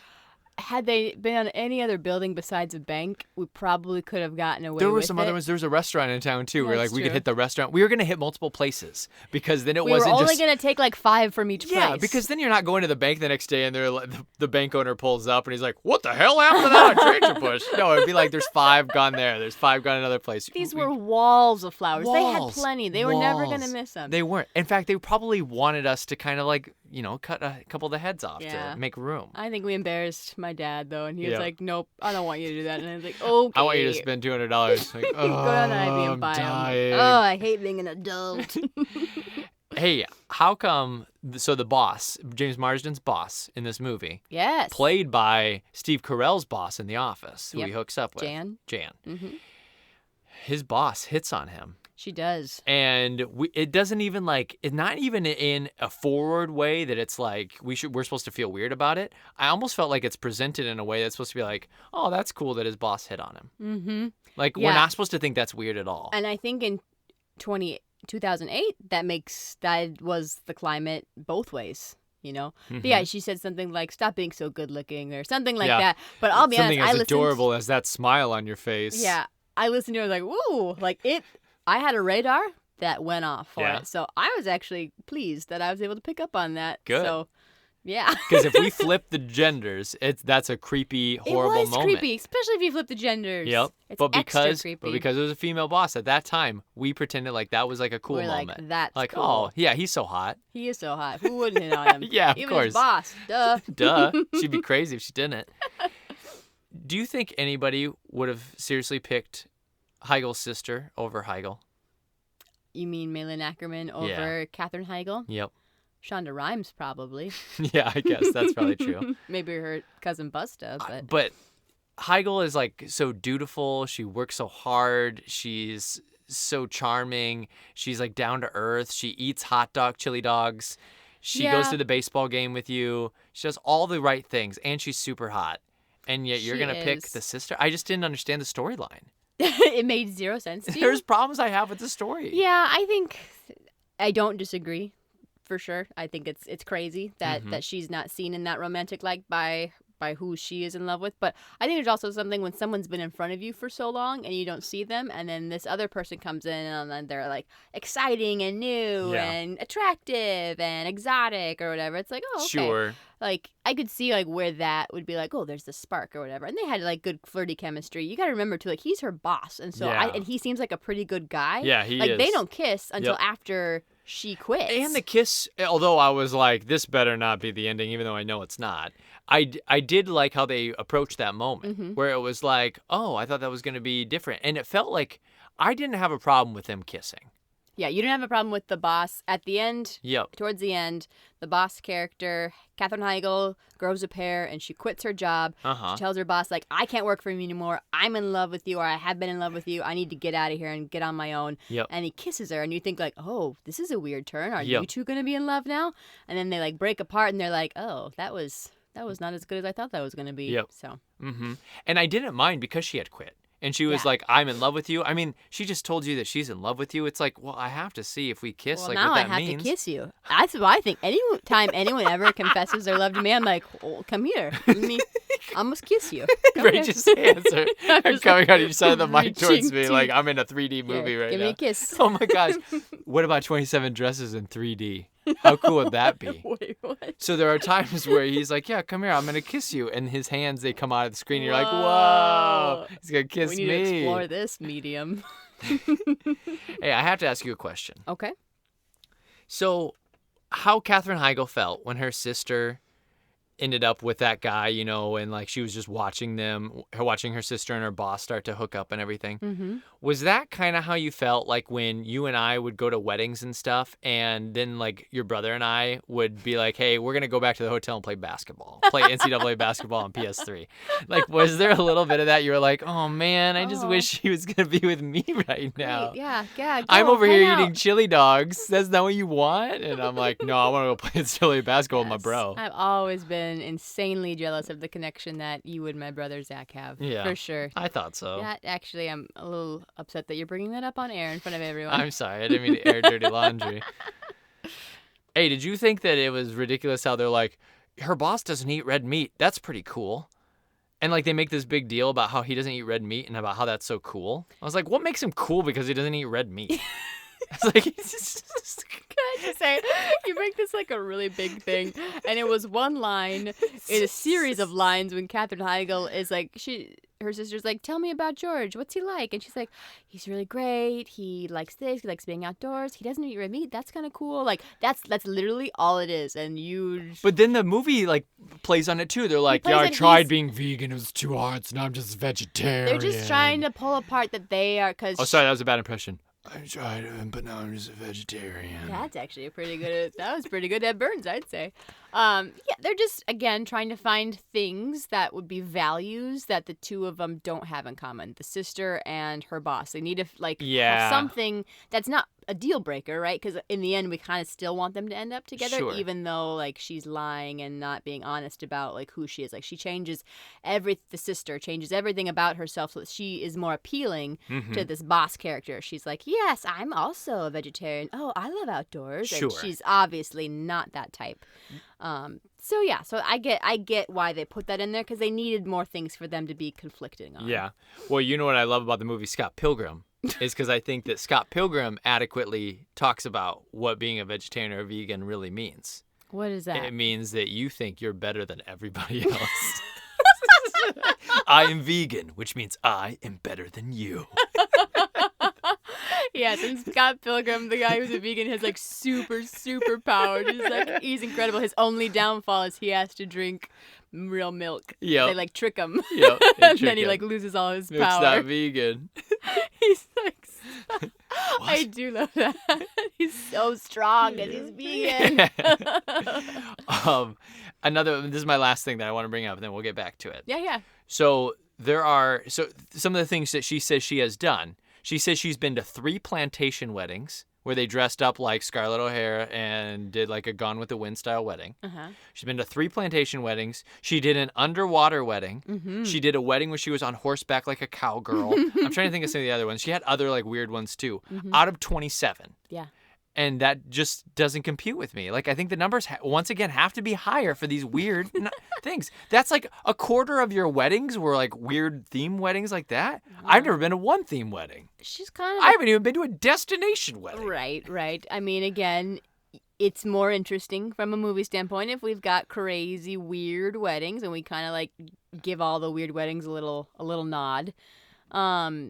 Yeah, I mean, what did you expect? Did you think they were all going to be like within like the last like because in real life she was probably in all these weddings in the last like 7 years, and it's all the same It's dress all like in blue different and colors. gray Yeah, and it's just black. like it's like this boring like long short, long short, strapless So sleeves. this one's strapless this sleeves. one has sleeves and it's black. This one is a little shorter. It's Yeah. navy. They have to be crazy. They have to be weird. They have Look, to stand out. I'm sorry. I just want movies that are more realistic than that, like Friday the 13th, The Starship Troopers, Teen Wolf. I just need a little bit more reality. Yeah, you sure do. I need more reality. Did you have a favorite wedding dress or like a favorite like wedding that you're like, ooh, that would have been fun? I mean, that was fun. I thought that the one when she was on horseback was kind of fun. Mm-hmm.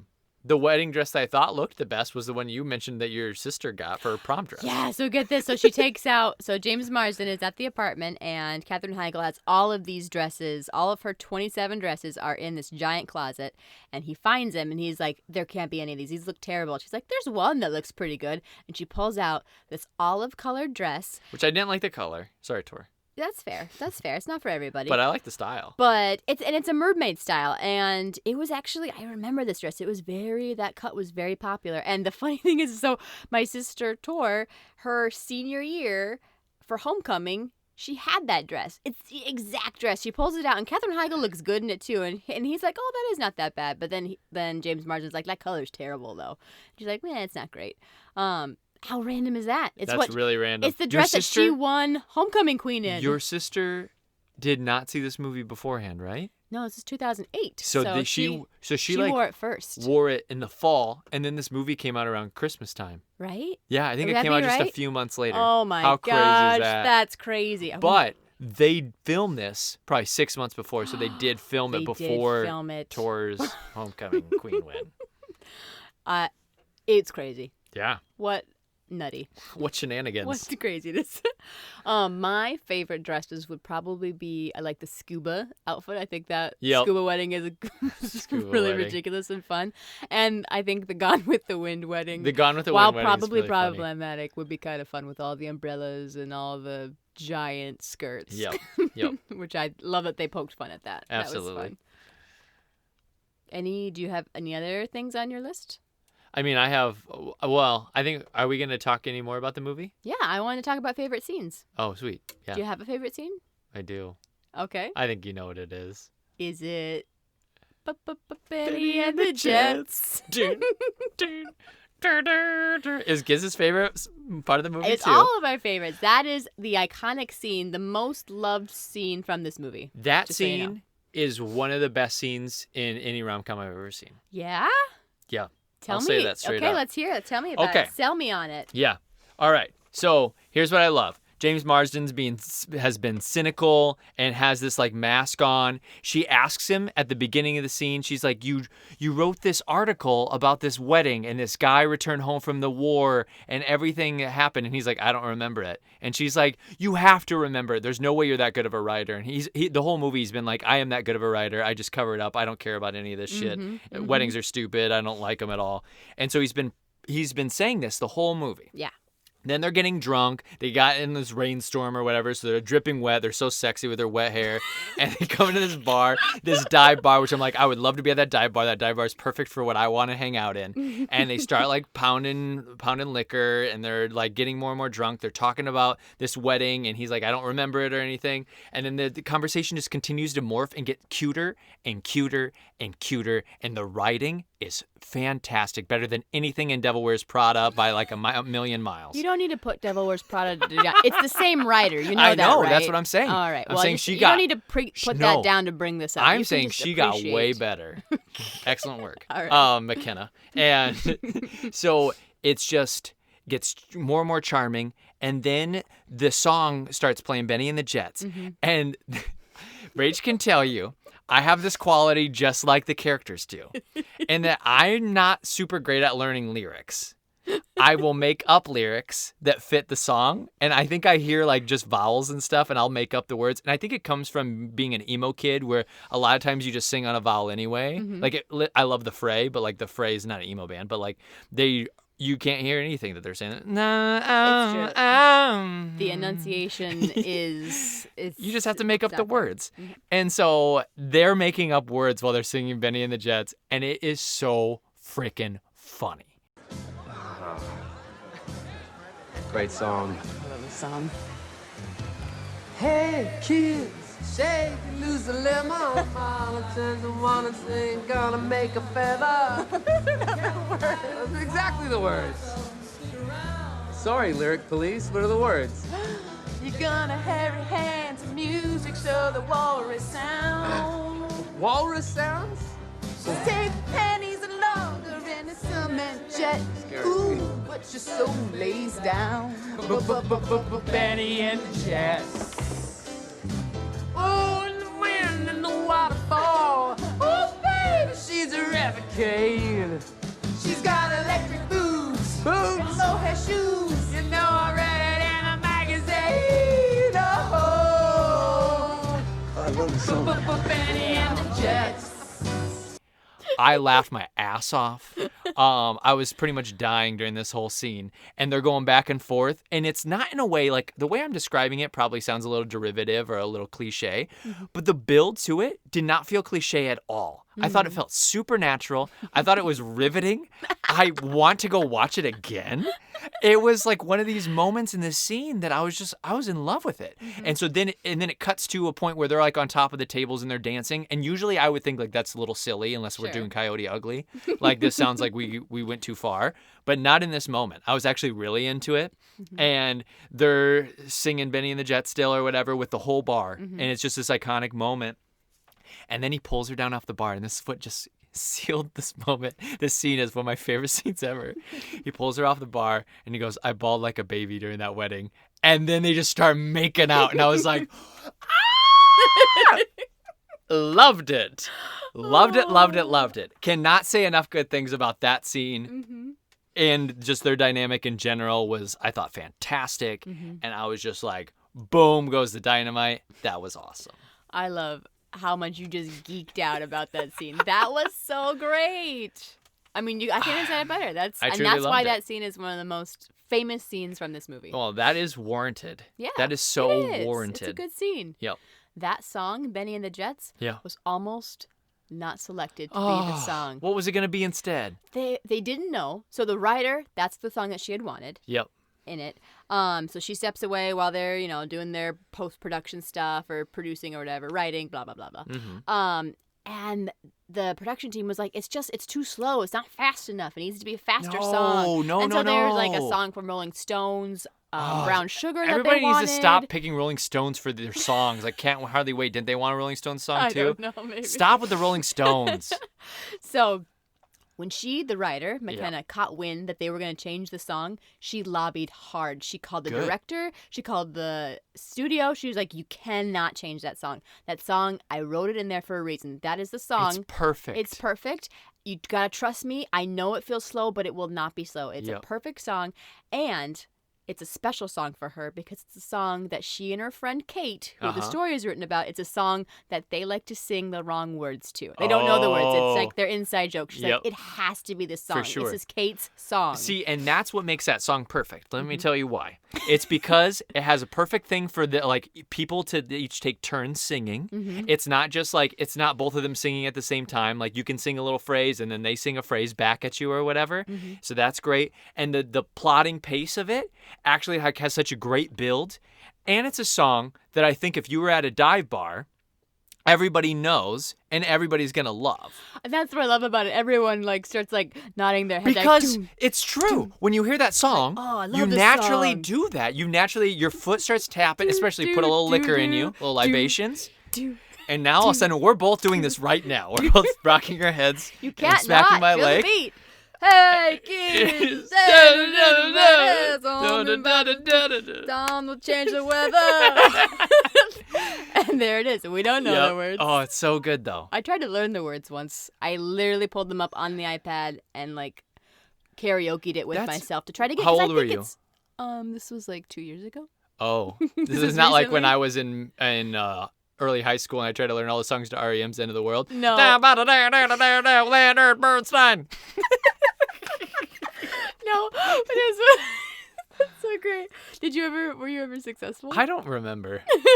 I got pretty far if There I are wasn't. some songs that you just know, like, oh, this would be a great karaoke song. And I was like, I need to know the words to this. We might go karaokeing soon. I need to know the words to this song. I mean, it would be an awesome song for karaoke. Yeah. It truly would. I know. And I, at one point, learned 80% of the song. I know that didn't sound like I did when I just did that because I forgot it. If but you know 80% though, karaoke, they're going to show you the words. It's true, but and so it'll help it's like true. it'll spring your memory. You know what I mean? Yeah. Like you need to know them about 80%. Okay, maybe I only know them about 60%. Okay, you need to get that up to 80. Yeah, I need to get up that to 80. Maybe I only know 60%. So did you love that scene too? Is that your favorite scene in the movie? Yeah, I mean, definitely my top scene. I'm trying to think if there's other scenes that come close to that. Probably not. I just, the movie itself, it aged not great for me. What? Wait, let me rephrase that. Over time, before rewatching it, this movie faded for me. I didn't think it was that great. And then watching it again, I was like, oh, this is a really good movie. So I said that wrong. Let me Okay. rephrase. It did age well, but I thought you were saying just- this movie didn't age for me. I was surprised that this movie was better than I remembered it. There we go. That's the easy way to say that. It was better than I remembered. I was going to say, I don't know if I know you then. I remember loving the Benny and the Jet scene, as everyone does. Sure. But I didn't remember, like, the great chemistry that the actors had. Like, I think Heigl and Marsden are top. Absolutely. I think they're fantastic. They're in great. It. And I worried that was going to be one of the cancel Katherine Heigl stories, was that they didn't get along on set. Oh, I was, no. and you know, I mean, if you're going to make me choose, I'm on Team James. He's my bro. We're like super tight. Yeah, we've We're already best decided friends, that you're pretty much. probably really good friends. You And just haven't so met yet. I have to pick James. You do. So I'm sorry, Katherine. You're super hot, but I can't pick you. Nice. All right. Anything else movie related? Because now I want to switch it up and talk a little wedding biz shop. No, I don't think so. If anything comes to your mind, you just bring it up. Okay. You just interrupt it and bring it up. Okay. I did like that the boss, his best friend was his little brother, not his actual little brother, but like his big brother's little brothers from the YMCA, I think does that. Yeah, or Boys and Girls Yeah, Club or yep. something. Yeah. I, Yeah, think that was I did cool. think that was kind of cute, kind of funny. That was sweet. All right. Let's talk first bridesmaid and groomsmen talk. Ty, how many times have you been a groomsman? Okay. I know you have. Your number's Do you up want my there. usher too? Yeah, Usher tell number? me your groomsman and then tell me your usher. Okay. Never been a best man. I'll just throw that out right off the bat. Well, you don't have to start with the negatives. Yeah, I've never been. Okay. I've only got to Well, sing. all of your best I've friends only are- got to sing at one wedding. All of your best friends aren't married yet, so that makes sense. How about that? I've only got to sing at one wedding. I sing Okay. for a living, kind of, and I've only sang at one. How about that? Okay. 2 negatives to start. I've been an usher twice. Okay. Sorry, I know you wanted it in a different order. Yeah, you're I'm not, building you're up. not listening Never to me been at a all. best man, by the way. Did you hear that? I've never got to cut the cake besides once at our wedding. Okay. Yeah, that makes sense. I've only done a speech twice, 2 times. I've been a groomsman 6 times. 6 times. Yes, 6 times. Yeah, and you still have quite a few left in you. I bet. I've got 3 heavy hitters coming up. I don't know if they're coming up, but like at some point in my life, I've got 3 more that I feel pretty good about maybe being Yeah. up there. And I've got a couple other fringe contenders. I'm like, who knows? I could be up there. I don't know. If I play my cards right, I might. I need to I call might get them. over 10. I gotta call them so I can get up there. Like, yeah, you just like campaign. Hey, buddy, how are you doing? Getting married soon? Yeah. How are things? Oh, you think you'd make your groomsmen buy the tux? Is that always your first question when you ask your I best like friends? buying them, but at the same time, I have a lot of gray right now. Yeah, I was like, we're in our closet right now, and I'm looking back like, oh yeah, you have a lot of nice suits. I think they're all from weddings. Yeah, I have one suit that is not from a wedding. That was like a nice suit for all occasions. But then I think I have 3 or 4. 3. I have 3 that are just from weddings. Nice. Yep. That's probably about all you need at this point in life, don't Oh, you for think? sure. At I some don't- point you'll want more, but I don't know if I do. yeah. I mean, if anybody wants to do that, I will buy one for your wedding. But like, I don't necessarily need that.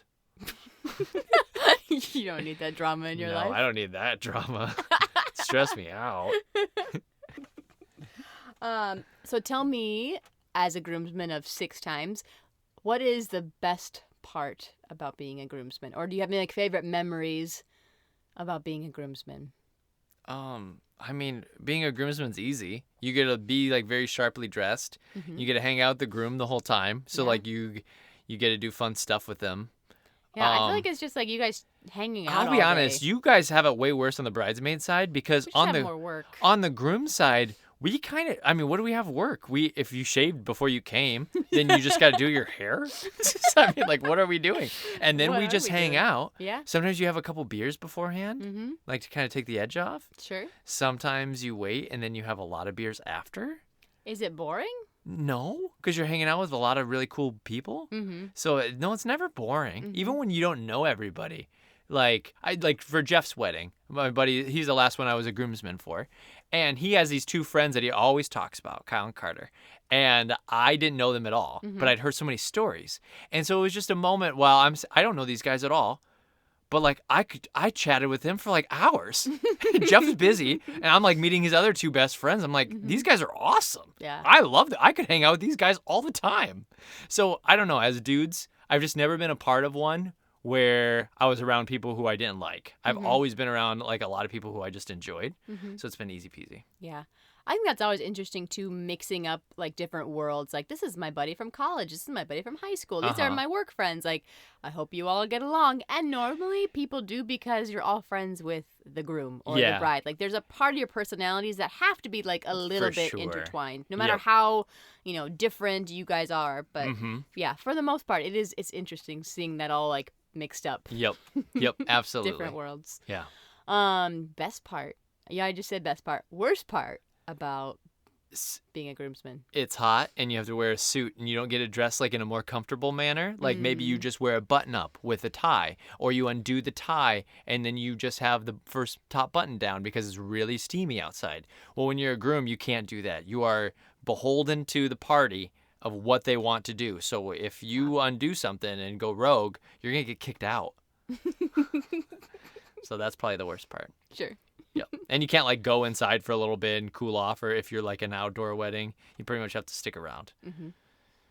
For my one time, I would Yeah. say the best and the hardest part is almost the same. I think the speech is a combo. Sometimes Yeah. I was so nervous about it. I couldn't stop thinking about it all day, which is dumb because it's like the smallest like little bit. It's like, 3 minutes. Yep. And no matter what you say, unless you really go crazy. Which I have a story about, which I will tell in a minute. Are you going to tell that story? Yeah, I'm gonna tell that story. But you're right. I mean, for the most part, as long as you don't butcher it too bad, it's pretty great. Okay, so I'm gonna leave out a lot of names and a Yeah. lot of connections so that I can tell And the if story. you know this is you, I'm sorry. It's just too great of a story. So, I went to a wedding. Ty and I went to a wedding Yeah, well, I was one there. time, and it was speech time. So you're like, yay, speeches! And I'll say the guys Killed it. I thought the guys Guys did great. were excellent. Yep, guys did great. All right, now the girls are up. Which the guys don't always do great. Sometimes the guys do really Sometimes bad. the guys just, they just get awkward and Yep. it's usually weird like and they're it's just shy and yeah, not let's used have to a beer, talking. blah, blah. Yep. I don't know. Yep. I've been to a lot of those. Okay. So girls are up. You're like, okay, let's see what the ladies Slay it, ladies. have. And I mean, right off the bat, I'm pretty sure speech-wise, I think it was the maid of honor. Yep, for sure. Maid of honor has had a lot of drinks. Lots. She's hammered. Like can't stand straight. Yeah. Not stumbling, but like Yeah, she's you like just, all loosey You just know she's feeling it. Mm-hmm. She's having a great time. She's probably nervous about her speech that she wrote. Sure. So she starts talking about the speech, and I want to say that some of this is like not written in. There's no way she could have written it. So she's No, kind of it's like had to be free-balling freeballing. here. And she starts to talk about the bride, and she starts to talk about the bride's dad And how hot he is. it was awesome. I couldn't believe it was happening. It was one of those moments where almost like when you're watching a theatrical performance and it goes off the rails and you're just like, I can't stop watching. This is amazing. And when she's talking about how hot the bride's dad is, and she kept saying it over and over again. It wasn't just like a one time It like wasn't just a whoops that slipped you're it like, in, oh, that was weird. and you're like, oh, that's funny. It was She got stuck on how hot the dad it was was. so funny. Oh my goodness. Amazing. It was so awkward. So from that point on, I always, whenever I hear a bridesmaid speech, I always use that as my measuring stick. Yep. Like, was it better than that time? Most of the time, yes. All of the times, All the times, yes. But like, yeah, on a scale of that, I always remind myself it can't be that bad because remember that one time? That Yep. was terrible. For sure. So, yeah. Yep. Oofda. Mm-hmm. But the speech, a lot of pressure with that. A lot of pressure. A lot of pressure. Yep. A lot of pressure to do that well. For sure. Mm-hmm. Yep. Yeah. But otherwise, I think it's a really fun day being it. I think being a bridesmaid, being in the dresses and getting to like, I think you just feel like VIP, honestly. Like walking around, you're like, yep, You do. I'm in a dress. I am important, and please give me my free drink. Yeah, for sure. Absolutely. I know it's an open bar, but I will take that drink speedily. Thank you. It's almost like do. you get to budge a little You bit. do just kind of feel like you're more important. This sounds horrible. You a feel class You system. feel like you are a higher First class class than the rest of the citizen. normal guests. You're like, It's true. oh, those peons have been waiting here, chewing on gummy bears while we went to the bars for a while on the train, on the tram. I need to get the bride's champagne, and while I'm up here, I'll also take my champagne. Thank you. For sure. So more wedding stuff in the movie. When this is their bar moment, actually, when Yep. they're talking about favorite moments during weddings, and they both find out, Katherine Heigl and James Yeah. Marsden find out that they have the same favorite moment, and their favorite wedding moment is when the bride makes her entrance. Instead of looking at the bride, they like to look at the groom's face to see his awe and his wonderment. Yep. That's both their favorite parts of weddings. Ty, Yes. what's your favorite part about weddings? Well, it's not that because I never do that, and It's not I've that. seen my picture of when you were walking down the aisle, and I look like an old man, like I'm making like the bitter beer face. If you remember that I think old you're man. trying not to cry. I think so too, but it doesn't look good in pictures. So if anybody looked back, they'd it's be so like, sweet. "Oh God." You this say guy's that, a but we loser." have that picture framed in our house. I know. You think about how I feel. I look like an old man, like I'm grimacing. I didn't like, know you oh, didn't no. like that picture. I think it's so sweet. I love that. What was your question? What's your Favorite part? Yeah, just one of the parts of the day that you like. Doesn't have to be your favorite if you can't think of it. But Sure. something I about get- weddings that you love. Sometimes I get bored at the ceremonies. Okay. Sometimes I like the waiting period while they're like going around town and getting drunk because usually you get beers and you're eating like gummy bears and stuff and you're like, oh, this is fun. Yeah, So- that time is kind of, it is what you make it. I like it that. can either be bad or it can be really fun. Yep. And then I usually, it sounds horrible. I usually don't like right when they come back. Because Stay out. like, hey, We're not ready. We were having fine time without Everybody you. was having fun. And We now- had appetizers. I was just talking to all these people I haven't caught up with in a while, and now I got to switch my attention to the bride now party, I gotta the sit wedding down party. and talk to who you put me at the table with, who Yep. I don't like. Yep. And so usually like that's a part I don't like as much. And then once we finally get served food, I usually like eating. That's a good time.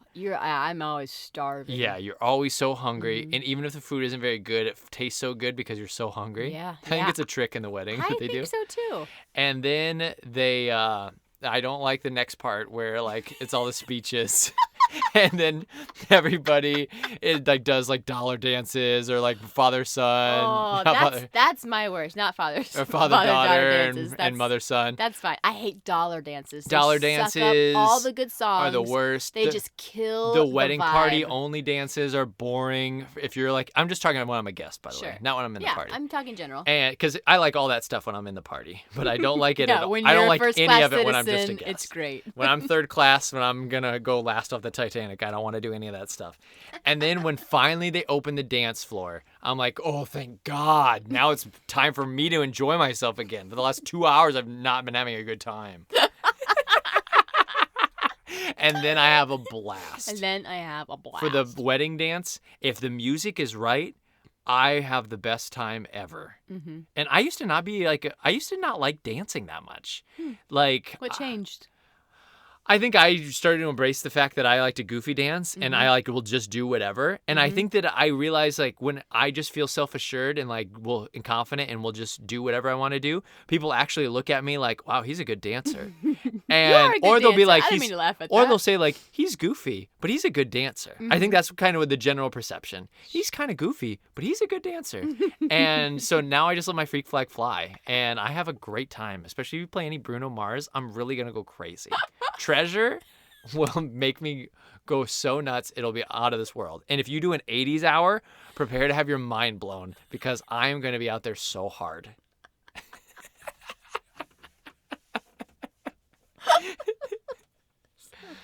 I don't know why that just struck a chord with me.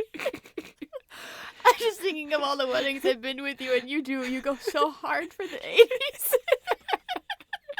Or Treasure from Bruno Mars. Or Bruno Mars Treasure. Those are your jams. I know, and the other time last time we were at a wedding with Johnny. Johnny's like, "Oh, I'm so sick of Treasure gets overplayed." I was like, "You shut your damn mouth."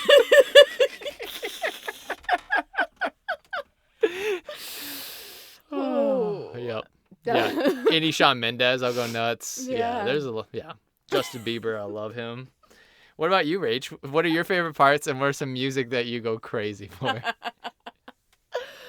Oh man. You like how I just took you through the whole day and told you what I hated and loved? You really do. I hate that. I like that. I dislike that. Okay, favorite moments. I love watching the processions at the beginning. I love watching the bridesmaids because usually I like to see like who.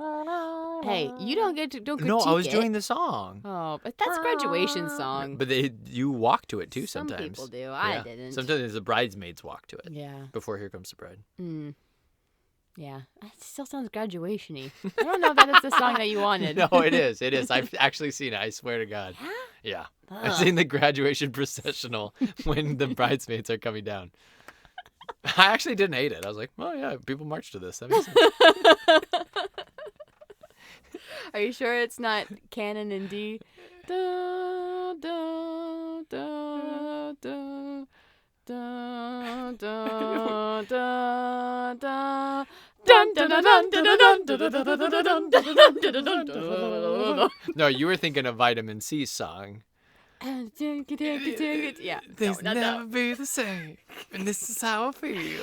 Listeners, I'm just on another level tonight. I know it sounds like Ty and I have been drinking. We have not. We have not. We have not. Just want to put that. Not Yep. that there's anything Not wrong yet. with that podcasting and drinking, but like I'm just looking at our volumes. Like we're off the charts tonight. It's great. Whew. Okay. Having a good time. So I really enjoyed that part because you also get to see the dresses for the first time. You Sure. get to see who matches with who. Yep. And then seeing the bride in the dress the first time, and like everyone's like immediate families all trying to hold it together during that moment. I just think that's one of my faves. Yeah. It's probably my favorite part of the ceremony. And then, I actually dislike the in-between time. Oh, you don't like the waiting? Unless, well, I say that though, but sometimes it's gone really well. Sometimes it's really fun. So it really depends. I can remember having great conversations during that waiting time with Yeah. people, with like family members and stuff that I haven't seen That's for a true. long time. That's true. I think it depends on that. It depends on like how big the town is that you're in. Are there places to go to Yeah, do? that's true. Is it easy to get around? Are you stressed out because like you got to get back in your car and find the venue? Like all that stuff. Yeah, and then I think first dance. I love first dance. Okay. And that's about it. No, I'm just kidding. Those are probably my faves. Yeah. I love speeches. You do love the speeches? I do like the speeches because usually they go pretty good. Yeah, usually they are I good. love a good speech. But even a good speech, I could do without. What? I know that sounds crazy, but like Yeah. I don't always need the speech. Sometimes I'm just Oh. like, okay, I get it. This person was awesome and you're doing a great job, but I don't care that much. It Depends on who it is. Going between laughing and crying. I just think that's so fun. You just feel all like the good feels. Like it's sweet, Yeah. it's sentimental, but then you laugh too. Like a really great speech is just it makes me feel all the feels. I don't think I've ever cried from a wedding speech. What? I don't think anybody's ever made me cry. Oh, Yeah. okay. I think I've That's- laughed a that's lot, fair. but I've never cried during them. And so they don't have that emotional appeal to me. I gotcha. Yeah. I'm thinking of some that I cried at recently, but you weren't with me at them. So Oh, there it is. very cool. Yeah. So there it is. You went with your other husband that you do winters off with. Winters You guys off. watch only scary movies. Yeah, how mad would you be? I'd be so One, if I pissed. had another husband, and two, if we watched scary movies all the time On another together. podcast? Like you did another podcast? And okay. we do another podcast. So let me tell you the order of what I'm mad about. What's the most? I'm mad that you have another podcast, number one. That's number one. that you are not sharing with me. I'm number two, it's a scary movie thing because I can't believe he got you to do this. And number three is this other husband. Is it James Marsden? Like that's I think number three is Are like you less mad if it is? yeah, that's what I'm saying. I'm not as mad about that because I don't know who he is yet. Like he might be my best friend. Is it Ryan Gosling? Is he gonna judge me? I don't know who it is. We don't know. Oh, weddings. What fun. Weddings. Hey, how much would it suck to have your wedding this summer? Be Or the have worst. had your wedding canceled because of everything? I mean, Ugh. it'd be awful. But you know what'd also be awful? What? If you had your wedding and it was balls hot out. So I'll be honest, it could be horrible no matter when it is. It's all about perspective, people. Yep. Yeah, it's a pandemic, but at least it's not balls hot out. That's what Ty says. No, it is balls hot out right Oh, now. and it's balls hot out. Yeah, it could be even worse than just COVID. It could be balls hot too. Double whammy. Yeah, quit crying about it. Yeah, quit crying. Crying about You little your- baby. No, I've seen some people do really clever things with like the COVID weddings though. Mm-hmm. Like the drive-by deals that like our buddy Ellie did. Mm-hmm. I thought that was so cute. I think people got really creative and awesome about Mm-hmm. that. So I don't think that the COVID needs to ruin things, but I understand those of you who are taking a little hiatus. That makes sense a lot too. Yeah, for sure. And I hope that it all works out for you. I do too. All right. Rach. Oh, yes. Well, I was going to ask you a question. Ask it. Well, I was more going to point out something to our listeners. So there's a moment in the movie, back to the movie, Yeah. where Katherine Heigl calls James Marsden's character the following three descriptors. She says, "You're cynical, cranky, and impossible." And no joke, Rach looked at me and she just raised her eyebrows. And I thought, you asshole.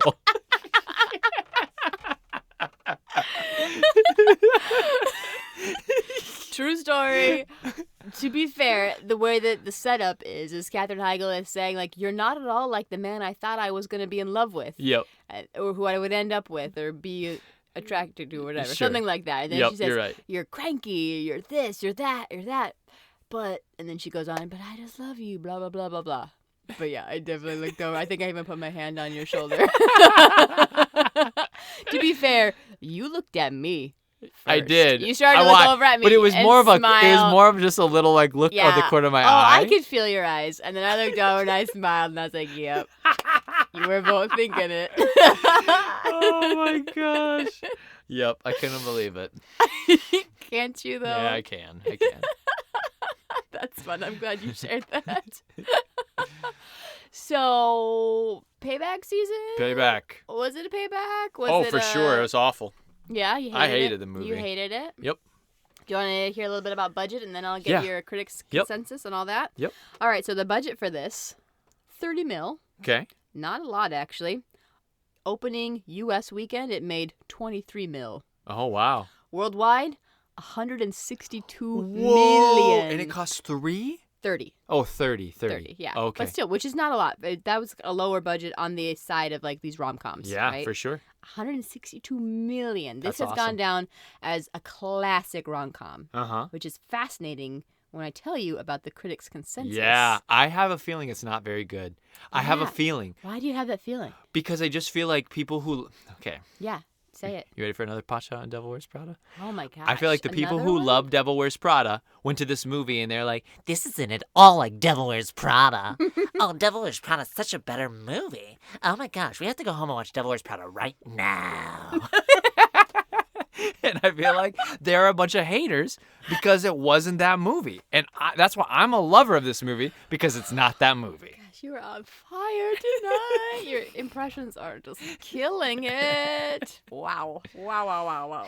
Do you want to know the critics' consensus? Absolutely. All right. Critics say the filmmakers perfectly follow the well-worn romantic comedy formula, rendering 27 dresses cliched and mostly forgettable. Mostly forgettable? Rotten Tomatoes score 40%. What? Yeah. No. Isn't that harsh? 40%? Audience, 57%. Wow. I know. Audience is almost like this movie as much as they like Friday the 13th, 2009 remake. Stop. You stop right there. You stop in your It's tracks, true. mister. It's true. 40%. This has a fresh movie. I don't care who. That's crazy. This is for sure a fresh That's movie. crazy. Anybody who doesn't think this is a fresh movie, I don't understand It them. may not be your fave of the rom-coms, but like you have to warrant the chemistry. Yeah. It's cute, it's fun, It's the cute and fun. quirkiness of the characters. That's like, why. get over That's why I yourself. compared it to P.S. I Love You, because it gives me the same kind of feelings that movie did. Where I would say this is a better movie than P.S. I Love You. Oh. But I thought that P.S. I Love You gave me that same like vibe. Like, this is cute. Mm-hmm. I'm enjoying myself. Yes. And I don't know how people would watch it and not enjoy themselves. Hmm. It's probably the same people who don't like The Wedding Planner or A Walk to Remember. Those like your two favorite like rom-coms? They're just they're One's just not really a rom-com. One's just a romance. Though they're just random movies that people feel lukewarm about that I've seen, and I'm like, I kind of like them. I feel very strongly. I don't feel about this. strongly. You No, feel don't very- put words in my You've mouth. brought them up twice tonight. But that's because I know most people would be surprised that I like Wedding Planner and A Walk to Remember. They'll be like, Ty likes those movies? yes, he does. Yes, I do. Yes, he I enjoy does. them. He'll stand behind them. Yep. You know what else I didn't hate? How to Lose a Guy in 10 Days. Thought it was okay. That's a fun one too. Yeah, that I was would kinda say. fun. I would say it's fun. It's entertaining. It's entertaining. Get over yourself, people, critics. I'm ready for your tiometer, and ready? I'm ready for your critics' consensus. Okay. All right. So here's what I have written. It's kind of sloppy. I'm going to try to like clean it up on the fly. We'll see how it goes.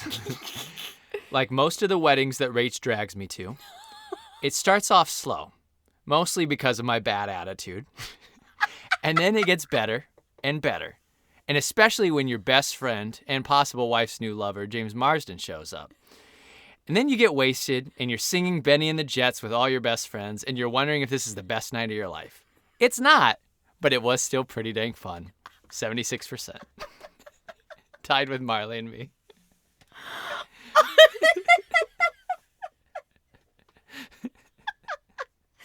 Wondering if this is the best night of your life. It's not, but But it was still pretty dang fun. Have you ever had those moments where you're like, I think this is one of my favorite nights ever, and then the next morning you're like hungover and you're like, it was okay, it was pretty fun, was but it not as wasn't. fun It was as I not. was making it it was out not to. amazing. Ooh. Marley and Me though, tied with that. Tied with Marley and Me. That's a tearjerker. Yeah, for sure. Above Predator. Whoa. I know. I really Crash the struggled. Predator. So here's where I struggled. Yeah. I had to make it above Devil Wears Prada, which I think was at like 73 or 74 for me. And I was like, Whoa. that's way too high. That's why I was high. saying that needs to drop down to We like need to fix our 60%. lists. I think that movie has purely dropped down to 60%. Mm-hmm. And so I was like, I cannot possibly put this movie under Devil Wears Prada or Mm-hmm. even close to that. So I had to put it above Predator, even though if I was going to watch a movie again, I'd watch Predator. So maybe I need to revise everything. I don't know. There's a lot of work that Just needs to be throw done. it all out. For now, I'm just going to say it. It's 76%. I enjoyed Nice. myself. I would definitely watch it again. I would recommend it to people. It is awesome. Rach, what do you think? I like this as well, and I gave it a 79%. Okay. Similar to you, I have to find that like spot, like where do you fit in, because I've kind of made a debacle of all of my like picks. I have a lot in the 60s that are like, that's not a 60 movie. So it's below P.S. I Love You for Uh-huh. me, and below Terminator 2, but just above Big. I Okay. have Big at 78, and this is at 79. I could see that. Yeah. I could see why people would put this above Big. Yeah, it's Yeah. right in there. It's right in that range. I agree. It's a bit makes more. sense. It hits the heart a little bit more for me. Sure. I liked Big a little bit more, but I understand that. That makes sense. Well, fair. If you have not seen 27 Dresses, it's a good time. You should go watch it. Ah, that's the second time I've heard you say that this season. Now, if you're I'm feeling pretty good with about that it. and Ever After, I Yeah. liked Ever After too. You did, Yep. and you're welcome. I don't remember what I gave Ever After, I don't remember either. but I liked it. Listeners, It's very good. what do we give it? Rach would say the same thing about Friday the 13th, 2009, and Starship Troopers. She would say, go give those a watch. Goodfellas, I think you said you can take it or leave it, but you need to watch those other two. You told me that the last two movies that you're going to show me this season, I'm going to enjoy. You I think told me so. that. Yeah, You told me that. I did tell you that. You better be right. Okay. What are we watching next week, Ty? I think next week you're going to enjoy yourself I'm gonna plant a flag right now, and don't for spite not enjoy yourself, because you do that, Aries. You know I Little can't help headstrong. myself. Well, a Spite. couple of Aries, we lock horns and we just wrestle around on the grass. I don't know if that's what they do or not. I don't know. All right, so I think you're gonna enjoy this. If you don't, then you're a loser, because we're gonna watch Lethal Weapon. Oh, Lethal Weapon. Talk about Mel Gibson. No. And you better check your Mel Gibson hot takes at the door. Actually, no, I'm going to give you a small segment. I And need a segment. It's going to be called Rach, this is your chance to trash Mel Gibson. It's not a very clever title of the segment, but that's what it's called. Yes. And you're going to get like 60 seconds to say what you need to say. Okay. And no more. Okay. Fair. Hey, I love it. I'll take it. I can't wait. Okay. I'm looking forward to it, sir. Oh, it looks like you've been pushing pistols again, eh? It's a Predator. What was that quote? I don't know. It's a quote Arnold gives at the beginning of the movie. What made you think of that? Oh, looks like you've been pushing. I What's don't the- know. What possible tangent did you just Another have? action movie. That's the no loosest tangent ever. That's so random. Betty and the Jets.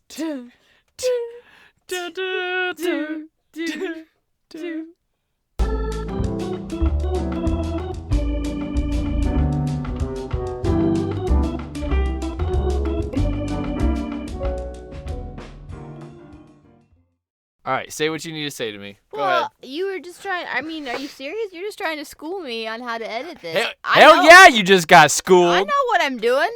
This isn't my first rodeo. Oh, yeah, I bet it's not. Ugh. I'm going to teach you a thing or two about podcasting. Another check. Because it's all tilted now. No, I feel good about it. I No, think it's you right might up- feel good, but the mic does not feel good about I it. think looking at the volume, it looks pretty good. Well, yeah. It might be too hot now. Well, that's because I'm worked up. So what else is new?